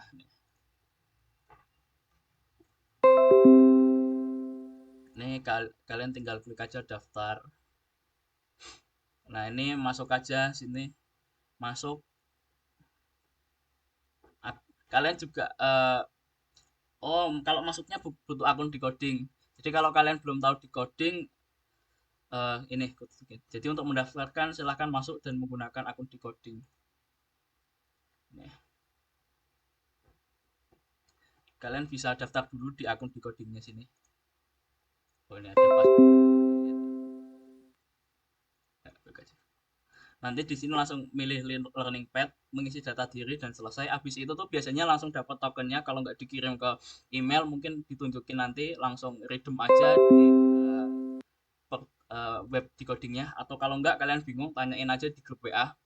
Tapi kalau saranku jangan sampai dilewatin ini mungkin kesempatan lah ibaratnya ya, karena beneran ini sangat jarang dan kadang aku kira pada orang-orang ibaratnya nyepelein kayak kesempatan kayak gini. Padahal kayak nyari kesempatan kayak gini tuh susah loh kalau kalian nggak ada tuh. Nyari yang kayak gratis gini, enak kayak gini tuh jarang ada gitu. Kalau ada pun kalian mungkin nunggu lama lah. Jadi ini mumpung masih dibuka, bisa lah guys daftar ya. Daftar. Soalnya aku dulu juga awalnya dari daftar. Oke. Sarazi Ramadan itu apa ada yang mau ditanyakan? Boleh on mic. Ini Mas, kalau ngikut kayak IDCAM ini itu harus tahu dasarnya atau kalau nggak tahu apa-apa dari awal tuh emang bisa ngikut gitu Mas? Iya, itu emang buat kalian paling awal. Jadi nah biasanya ragu-ragu kayak gini tuh bingungnya kayak gitu. Ini kalau ikut ini tuh harus bisa apa enggak? Ya ikutin aja karena ini tuh emang dari ini masih kelihatan kan? Nih. Yang pertama tuh ada masa belajar di kelas basic dan beginner. Dari namanya aja tuh kelas basic dan pemula. Beginner kan pemula. Jadi ya emang ini buat pemula dulu. Ya kayak buat pembuka kalian starting untuk ngoding lah ibaratnya, kalau membuka jalan kalian ke belajar IT ini cocok banget. Langsung aja daftar sebelum masa waktunya habis. Karena sayang banget loh kalau ini enggak kelewatan gitu. Iya ya Mas. Makasih ya Mas ya. Oke, santai aja. Oke, ada yang lain yang ingin tanyakan? Oh, oke. Learning pad ini ada Ahmad Al-Ghazali. Learning pad yang paling lama untuk dikuasai atau yang paling susah di antara 3 pad itu yang mana ya, Mas? Oke. Ayo mungkin Mas Agung boleh pendapatnya gimana? Oke, kalau dari aku ya kan dulu dua tahun awal kuliah itu mungkin aku dulu nganggepnya itu web development yang paling nggak susah. Nah terus pas udah agak dalam gitu kan, udah agak dalam tuh kayak ngerasa susah. Nah terus akhirnya pas mau semester 5 terus kayak lihat machine learning tuh kayaknya lebih mudah gitu kan. Akhirnya sampai sekarang pun akhirnya masih milih machine learning. Nah terus pas akhirnya sampai udah masuk ke dalam pun akhirnya sekarang kayak lihat ternyata memang nggak mudah gitu kalau machine learning gitu. Ya intinya tuh semua path itu memang nggak ada yang mudah gitu. Kalau kalian misal udah mendalami itu memang nggak mudah dan nggak kalau dilihat nggak apa ya, istilahnya itu nggak mudah kalau kalian lihat dari, kalau kalian belum mendalami itu kelihatannya mungkin mudah, tapi kalau kalian mendalami kalian akan merasa susah dan kalian tuh kayak cetek banget gitu ilmunya gitu. Jadi kalau misal ditanya untuk dikuasai paling lama ya semuanya lama, semuanya juga susah gitu.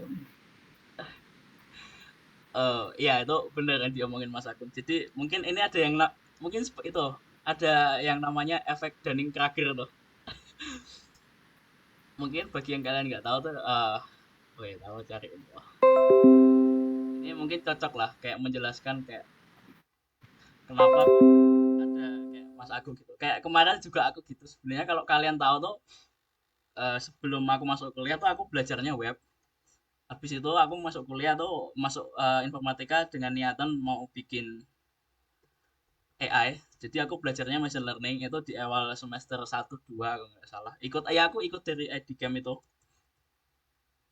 Tapi akhirnya aku kepentok di pemula doang sama basic karena di penerangan itu ada MTK-nya.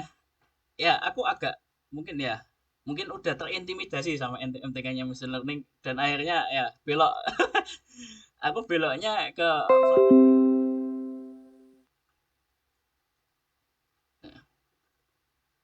nih, efek dari menganggap bahwa dirinya paling ahli sehingga kritik dari orang lain tidak diterimanya. Mungkin cocoknya tuh jelasinnya pakai nah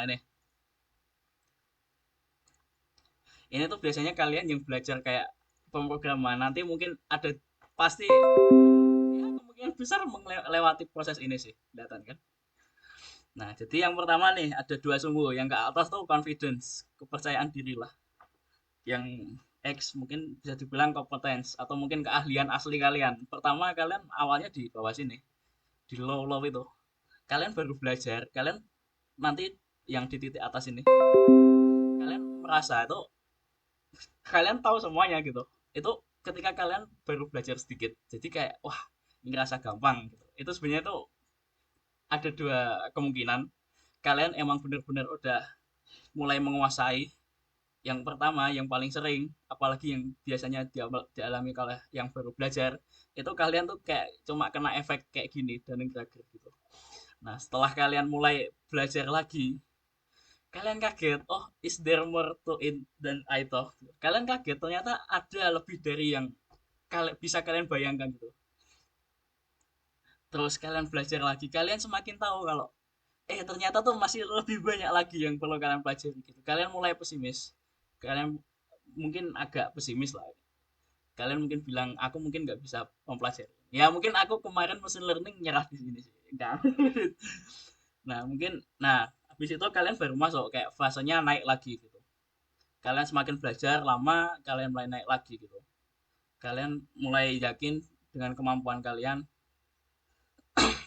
Terus di atas ini kayak bener-bener kalian kompetisinya udah tinggi, jadi kayak bener-bener ahli dari diri kalian sendiri.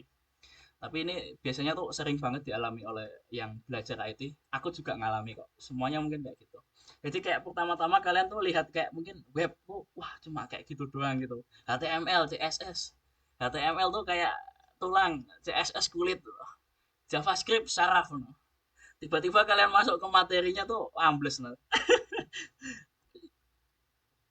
Dan kayak pertanyaan itu kayak bidang apa yang paling lama untuk dikuasai. Kalau di aku juga bingung kalau ditanyain kayak gitu karena aku sampai sekarang pun nggak bisa bilang aku bisa di bidang manapun dikuasai. Kalau kata-kata dikuasai itu agak sulit, maksudnya kayak gimana dikuasainya ya. Tapi kalau menurutku tuh ya semua butuh proses. Belajar tuh nggak ada yang instan. Mungkin Mas Agung tadi kan udah belajar setahun 2 tahun untuk machine learning gitu. Itu mungkin masih banyak lagi tuh dipelajari. Karena machine learning itu apalagi machine learning itu nggak cuma itu juga. Sebenarnya kalian machine learning itu udah banyak banget loh. Kayak web juga gitu. Jadi kalau ditanya soal lama yang dikuasai itu mungkin Kalau aku sendiri mungkin lebih ke machine learning sih. Bukan karena dia lama, semuanya itu lama. Tapi kalau machine learning itu kan sekarang lagi mungkin tahun-tahunnya naik ya. Karena ada ChatGPT kemarin tuh kayak machine learning AI itu kayak naik banget. Machine learning tuh pakai mungkin lebih potensialnya tuh lebih berkembangnya tuh lebih cepat. Android berkembang, tapi mungkin nggak secepat machine learning sih kalau dalam menurutku sendiri ya. Aku juga bukan eksploitatif, tapi menurutku kayak gitu. Tapi kalau kamu tanya itu dari 3 pet aja ya. Dan perlu kalian ketahui itu informatika tuh sebenarnya atau mungkin IT itu tidak cuma 3 pet itu. Ada banyak banget. Mungkin kayak cyber security, mungkin ini susah juga karena jarang yang expertise di bidang itu, yang ahli di bidang itu tuh cukup jarang dibandingkan kayak ahli Android atau machine learning kayak gitu. Ya, IT itu luas lah intinya. Gimana, di Al-Ghazali? Ada yang ditanyain lagi nggak? Boleh on mic lah. Maaf boleh.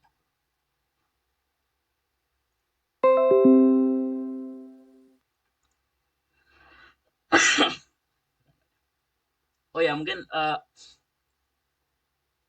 aku mungkin ngasih tahu sama ingin nanya ya. Sebenarnya kalian tuh tahu nggak sih kalau machine learning tuh di kehidupan kita tuh udah banyak banget loh.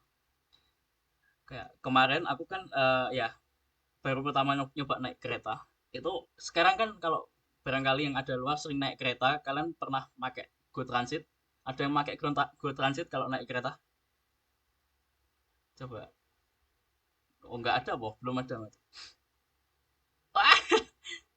Nah, oh, ini jadi kalau di Go Transit itu pembayarannya sekarang tuh serba cashless. Jadi itu kalau menurutku juga termasuk AI. Itu cashless, pembayaran cashless itu pakai QR itu AI nggak Mas Agung? Oh gimana? Go Transit KRL ya, yang KRL itu. Wah. Ya itu Yang pembayaran QR itu. Kalau biasanya kayak Go Transit kan ada pesan tiket kereta tuh pakainya aplikasi lewat Gojek gitu. Ada fitur Go Transit, dia beli tiket di situ, nanti disediain tiketnya bentuknya e-tiket. Itu nanti tuh QR code. Jadi kalau masuk tuh scan pakai HP QR code-nya gitu. Kalau mau keluar juga scan gitu. Itu termasuk AI nggak sih Mas? Scan itu. Iya itu termasuk AI tapi kayaknya bukan bagian di machine learning. Oke. Jadi kayak masuk AI tapi bukan machine learning. Nah, mungkin kalian bingung juga kan? Ya, intinya AI itu juga luas, IT itu luas. Kalian mungkin dalami aja lah. Paling nggak mulai renang gitu. Kalian lihat dalamnya lautan IT itu gimana gitu. ML Kit ya, Pak. Ada yang nanya Mas Agung, belajar machine learning berasa mumet gak Mas? Belajar machine learning berasa mumet nggak Mas? Kalau dibilang mumet, ya mungkin mumetnya sama kayak yang Mas Nanda ini di bagian matematikanya gitu kan. Jadi memang hampir di semua algoritma atau model-model yang dipakai itu memang dasarnya itu memang statistika atau matematika. Jadi memang, tapi terus mungkin jadi pikiran terus kalau misal nggak paham matematikanya terus tetap bisa lanjut nggak? Kalau ngomongin bisa atau enggaknya tetap bisa gitu kan. Kalian bisa buat model tanpa harus paham matematikanya. Apalagi sekarang udah banyak kayak library yang tinggal ngeload modelnya terus kalian bisa deteksi. Itu kan banyak deteksi kayak hewan, deteksi apapun itu, benda-benda, orang itu kan ada kalau kalian lihat di YouTube, namanya YOLO. Nah terus mungkin kalau kalian buat itu analoginya itu kayak misal kalian ngerakit motor, kalian udah diberi prosedur sama udah dikasih barang-barangnya, kalau jadi ya insya Allah jadi. Tapi kalau misal kalian pengen nge-improve kecepatannya atau pengen ngirit bensinnya, itu kan kalian harus paham dulu gimana cara kerja mesinnya, gimana cara kerja bensinnya di mesin itu. Nah itu sama kayak machine learning. Kalian kalau misal disuruh buat model ya tetap bisa gitu buat model. Tapi kalau kalian pengen improve biar jadi lebih bagus gitu kan, maka kalian mesti harus paham dulu gitu matematikanya, dasar-dasar matematikanya gitu. Ya kalau bilang mumet ya umumnya di situ. Mumet tapi ya nggak mumet tapi ya mumet. Gimana bisa sono gimana? Mau ditanyain lagi Bob? Ada yang mau ditanyain lagi? Gak apa-apa, on mic aja toh. Udah on cam kok. Cukup, oke. Ya dicoba aja, itu tadi lewat ID Cam, makanya kalian ibaratnya kalau bahasa Jawanya tuh kecek gitu, main air biar tahu dulu gitu. Soalnya gini, kalian jangan mulai itu belakangan, biar kalian mulai dulu gitu lewat ID Cam ini. Jadi kalian tahu gitu kalau belajar IT di bidang apapun tuh butuh waktu loh. Kalian nggak bisa kayak kamu mau nunggu semester 5 baru belajar tuh bisa, tapi ya sulit. Lebih baik kan ya sekarang masih yang semester 3 atau mungkin semester 1 gitu. Soalnya ya apalagi kalau di UIN tuh ya apalagi informatika ya. Ini kalau aku bilang, kalau menurutku sendiri semester 1 sampai 4 itu masih ibaratnya tuh ya biasa aja. Nanti masuk semester 5 tuh projectnya banyak. Jadi paling nggak harus mulailah belajar. ML-Kit. Ya, ML-Kit ini kayak kumpulan model untuk ML nggak sih Mas biasanya dipakai dulu itu. Oke. Iya kan. Dulu aku juga pakai soalnya di Flutter. Oke, ada yang mau ditanyain lagi?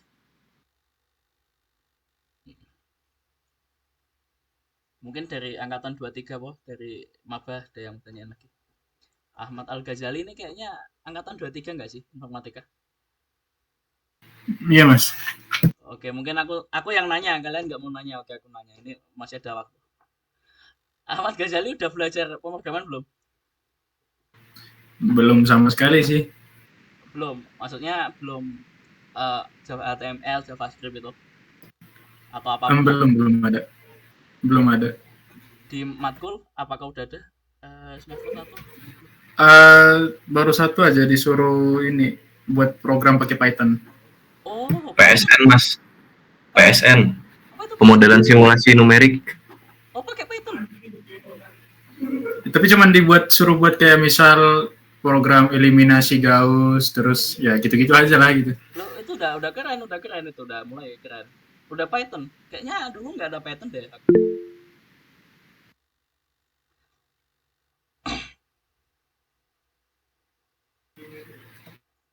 Oke, ini ada tanya dulu. Oprek GDS dibuka sampai kapan, Mas? Ini oprek apa ini, Alfian?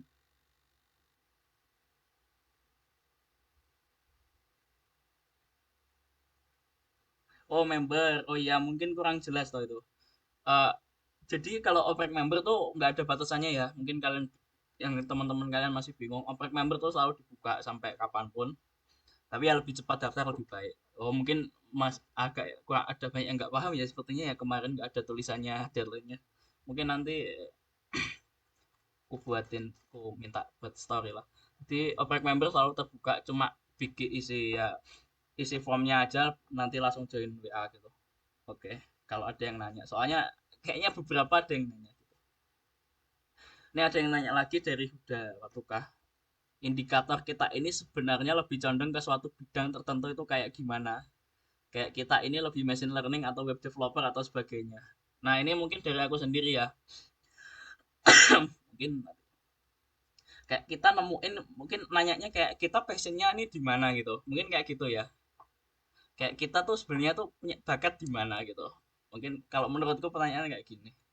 Kayak condongan gitu. Nah, itu sebenarnya kalau menurutku ya diri kita masing-masing sendiri sih. Kalau aku masuk ke informatika dulu, aku kan masuk UTBK tuh tujuannya satu, saya milih prodi. Saya berdasarkan prodinya, saya mau informatika dulu. Karena apa? Aku ingin masuk informatika tuh lulus ingin bikin AI. Intinya itu motifku satu, bikin AI. Jadi itu udah jelas kalau aku pengen belajar machine learning gitu, AI lah sebenarnya gitu. Walaupun sekarang belum, mungkin nanti mau aku lanjutin juga itu belajar AI-nya. Nah, kalau mungkin bagi kalian yang kayak nggak ada motif kayak gitu, kalian ya mungkin bisa pikirin dulu kayak tertarik pada apa. Apakah kalian tertarik bikin kayak chat GPT gitu, model chat GPT, atau mungkin kalian tertarik bikin kayak aplikasi mobile, kalian ingin bikin WA atau bikin Instagram atau bikin game, atau kalian tertarik di game pengen bikin game juga gitu, atau mungkin kalian pengen bikin web, itu sebenarnya dari kalian sendiri. Nah, ada juga cara lain yang mungkin lebih pasti, ya mungkin bukan lebih pasti sih, lebih meyakinkan, ya kalian cobain satu-satu. Ini beneran karena aku juga pernah nyobain satu-satu. Yang pertama sudah aku ceritain tadi, sebelum aku kuliah dulu aku gap year setahun. Aku itu pas gap year tuh belajarnya webnya tuh aku belajarnya HTML CSS, cukup cuma itu sebenarnya dikit doang, walaupun gap year dulu nganggur. Habis itu udah masuk kuliah tuh aku yang aku bilang tadi, aku pengen bikin AI machine learning. Aku mulai belajar machine learning. Jadi setelah web walaupun belum sampai mendalam, aku tuh udah keluar masuk ke machine learning. Di machine learning pun sampai pemula, sampai submissionnya selesai, aku ngerasa berat, aku pindah lagi, aku ikut lagi itu ID Camp yang kedua, tahun kedua tuh aku ngambilnya tuh Dart yang Flutter tadi. Di Flutter juga nggak sampai kayak mendalam banget, tapi udah bikin aplikasi lah. Dan aku juga habis itu ada program beasiswa lagi, aku masuk itu belajar di Android native Kotlin, dan juga ada DevOps gitu. Jadi kayak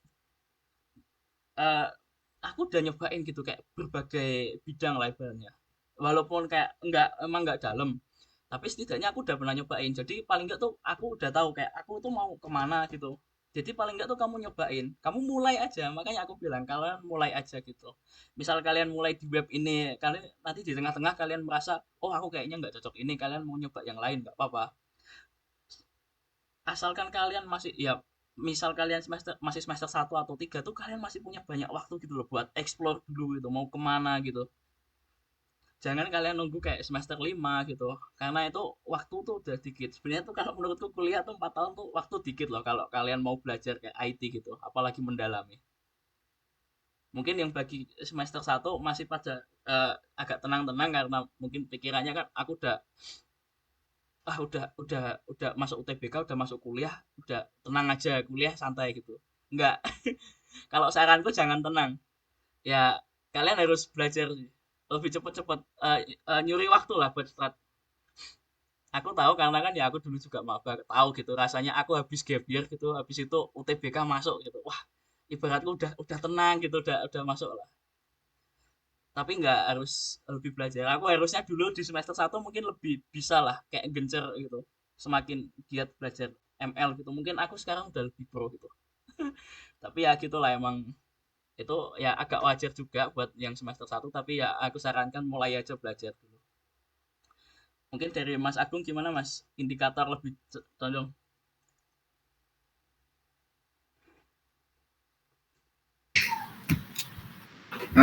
Kalau dari aku ya, karena BTW kan dulu aku sebenarnya sebelum masuk informatika kan dulu sebenarnya udah masuk teknik kimia di Brawijaya Malang. Nah di Brawijaya Malang ini kayak ngerasa nggak bisa ngikutin mata kuliahnya gitu. Nah terus akhirnya memang kayak mumet gitu, terus akhirnya coba aja dulu gitu. Memang sebelum masuk informatika coba coding. Yang pertama itu dulu juga coding Python juga, dan ternyata memang lebih masuk gitu. Terus akhirnya pindah ke informatika, dan di informatika ini juga beda jauh gitu. Maksudnya kalau di UB itu berasa memang nggak bisa ngikutin mata kuliahnya, kalau di informatika ini bisa gitu, ngikutin hampir semua mata kuliahnya, bisa ngikutin.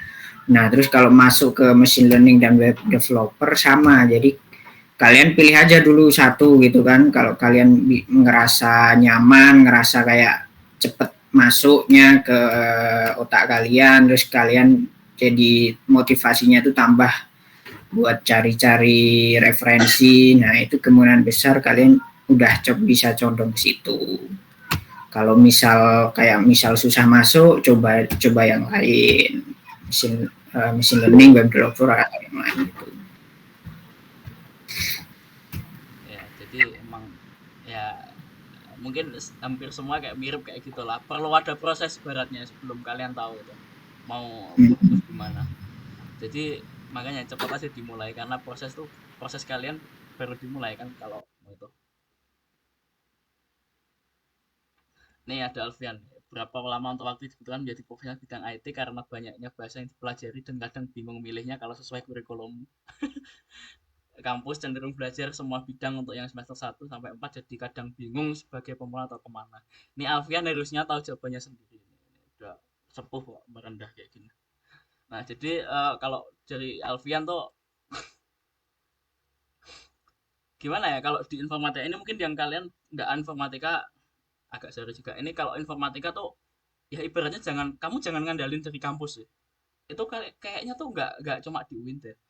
Ibaratnya di semua tuh kamu jangan ngandalin dari kampus, jangan cuma ngandalin dari kampus karena dari kampus tuh materinya tuh ya teori dan kebanyakan tuh mungkin banyak yang masih ketinggalan zaman lah ibaratnya. Ya menurutku gitu karena IT tuh majunya cepet banget loh. Mungkin di sini kayak web tuh mungkin kita udah pakai yang di luar tuh udah kayak pakai Laravel atau mungkin pakai apa gitu. Mungkin kamu kalau di Win diajarinya tuh masih yang lama gitu. Ya karena emang bikin materinya kalau setiap tahun berubah agak susah. Intinya ya kamu cari aja dari luar. Kamu ikuti pelajaran kuliah informatikamu dengan benar, maksudnya yang ngerjain tugas, diselesaiin. Selesai tugasmu selesai udah kamu langsung lepas kamu kayak belajar apa yang kamu minati tadi tuh misal dari ID game ini kamu bisa belajar itu setelah kamu ngerjain tugas-tugasmu gitu jadi jangan kuliahmu dilepas juga tapi kuliahmu dilakuin tapi ya kalau menurutku nggak usah kayak wah banget ibaratnya ya kalau tugasmu udah selesai aku pikir udah cukup kamu udah belajar tentang materi kuliahmu itu cukup habis itu kamu explore lainnya gitu di luar kayak yang aku bilang tadi misal ID game kamu explore di web gitu kamu cari di YouTube aja gitu nyari di mana gitu di internet jangan ngandelin dari materi kuliah sih kayak menurutku kayak gitu bahasanya banyak banget bener bahasa pemrograman tuh banyak banget aku juga belum belajar semua mungkin bahkan cuma dikit doang yang aku pelajari tapi yang perlu diketahui itu setiap bahasa tuh punya kesamaan itu nanti ada sama lah ibaratnya kalau ada kemiripan lah sangat mirip bahasa pemrograman tuh mungkin nggak beda jauh sama bahasa kita sendiri misal bahasa Jawa sama bahasa Indonesia itu kan mungkin ada dua kata yang berbeda tapi memiliki makna yang sama mungkin seperti itu sih hanya kalian aja gitu kayak perlu menyesuaikan diri dengan yang namanya sintaksnya gitu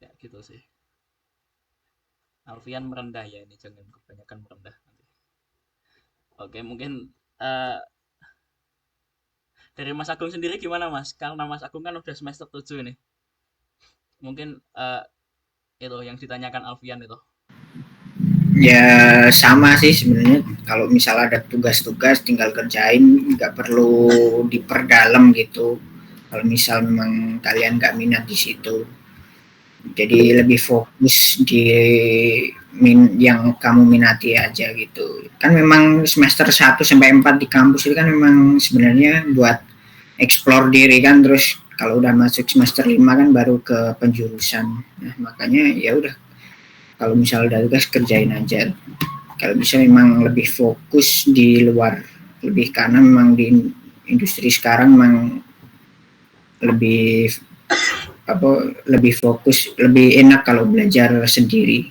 karena nggak diajarin juga di kampus gitu ya jadi mungkin itu ya hampir mirip semua bahkan Mas Agung yang semester 7 pun kayak udah ngomong kayak gitu jadi kayak itu ini ya aku dari semester 5 Mas Agung dari semester 7 jadi kayak pendapat kita tuh mungkin ya hampir mirip kayak gitu jangan ngandelin kampus kalian harus explore sendiri gitu nah GDSC ini juga salah satu cara kalian buat explore ikut GDSC kayak gini. Tapi GDSC ini nggak cukup. Jujur aja ini nggak cukup. Kalian jangan ngarep ikut semua acara GDSC bisa pro gitu. Kita cuma ya mungkin kita bisa kayak mengantarkan kalian kayak ke stratnya aja. Kalian harus usaha sendiri juga gitu. Makanya aku bilang kalian juga perlu usaha sendiri. Kalau ada yang bingung baru ditanyain di WA gitu. Jangan juga ngandelin cuma GDSC aja, itu emang kurang aku omongin dari sekarang. Sebanyak apapun eventnya tuh kalau kalian nggak pernah nyoba sendiri tuh nggak bakal bisa juga. Oke, mungkin karena udah jam 9. Boleh nambahin ya? Oke, silakan. Ini Mas Fasti Nurhasan nih. Ini lead Nah, kemarin. Nah, jadi kalau buat pertanyaan Mas Alfian tadi, sebenarnya ini sih, better kalian explore satu dulu sampai dalam gitu ya. Daripada kalian explore banyak tapi cuman di luar-luarnya doang, di kulit-kulitnya doang. Nah, kayak gitu sih. Terus satu lagi soal explore, IT itu luas banget ya. Nggak semuanya coding juga ya. Ada role-role lain. Kalau misal di sektor IT sendiri, ya misal UI UX itu juga butuh. Terus yang bahkan bisa gak nyentuh coding kayak PM, itu juga kalian bisa explore juga kalau misal kalian gak minat soal coding nih. Terus kalau mau yang lebih ringan-ringan codingnya bisa ke testing gitu, tester di sebagai QA. Nah itu juga bisa. Jadi gak melulu soal coding. Nah itu sih. Oke, makasih ya. Oke, terima kasih. Nah itu kalau sarannya Mas Hasan kayak gitu. Mungkin agak beda dari saran kita, tapi ya emang kayak gitu, hampir mirip-mirip lah. Bidang IT luas itu udah pasti. Ya kalian mulai aja lah nyobanya. Mungkin ya karena ini udah mulai jam 9, aku tutup dulu. Nanti kita bisa dilanjutin Q&A lagi kalau emang ada yang ditanyain. Tapi aku di sini mau nutup dulu. Ya mungkin aku tutup dari quote ya, ini dari Imam Syafi'i.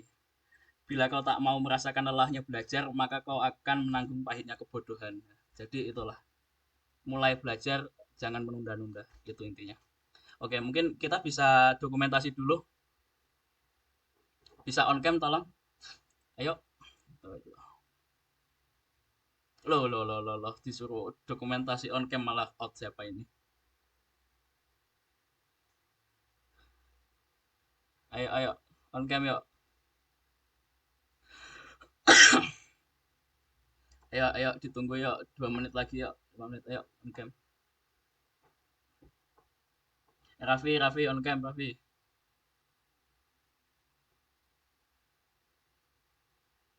Wah, Raffi turu ya. Oke, ya oke. Oke, yang lain yuk. Mamet, Muhammad yuk. Ini ada Azara, Adin. Ayo, Azara boleh on cam kalau mau.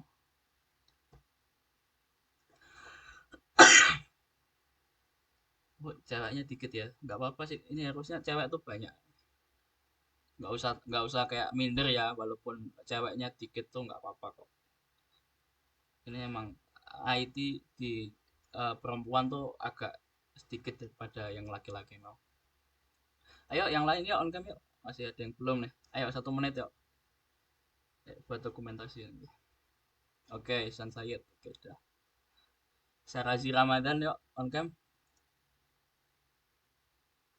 Waduh. Oke, mungkin ini ya udah cukup lah. Oke, wait, aku screenshot dulu. Iya, bentar. Ini normal dulu. Jangan aneh-aneh dulu. 1, 2, 3. Oke, yuk ayo lagi yuk. Kayak biasa standarnya GDSC ini. Oh, ini siapa dong? Mungkin First nanti bisa yang screenshot aja. Aku pengen gaya soalnya. Kasih apa? On mic dong. Oke, 1, 2, 3. Oke, Sudah, Mas. Oke, terima kasih. Bentar, satu lagi, mungkin on cam ini. Oh ya, aku ikut itu. Ambil satu barang di sekitar kalian, ayo kita foto. Ya, ini aku. Nanti tampilin barang di sekitar kalian. Kita ngikut nih. Biasanya kalau GDSC Meet kita gini. Kalau dokumentasi, ambil satu barang di sekitar kalian. Nah, ada yang pegang gunting itu nggak bahaya, ta Mas? Jangan aneh-aneh, Mas. Oke, tapi ini yang ngaduh, yang screenshot siapa lagi, coy? Ya, wis aku yang screenshot, yuk.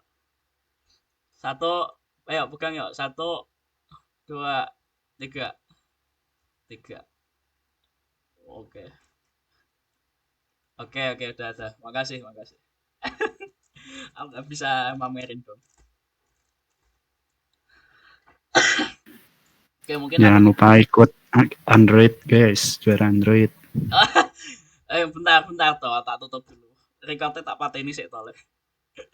Oke, mungkin terima kasih pada teman-teman yang telah menghadiri acara member onboarding pada malam hari ini dan telah mengikuti sampai akhir acara. Aku kalau misal ada kesalahan dari aku atau mungkin teman-teman core team, aku mohon maaf. Wassalamualaikum warahmatullahi wabarakatuh. Waalaikumsalam warahmatullahi wabarakatuh. Terima kasih.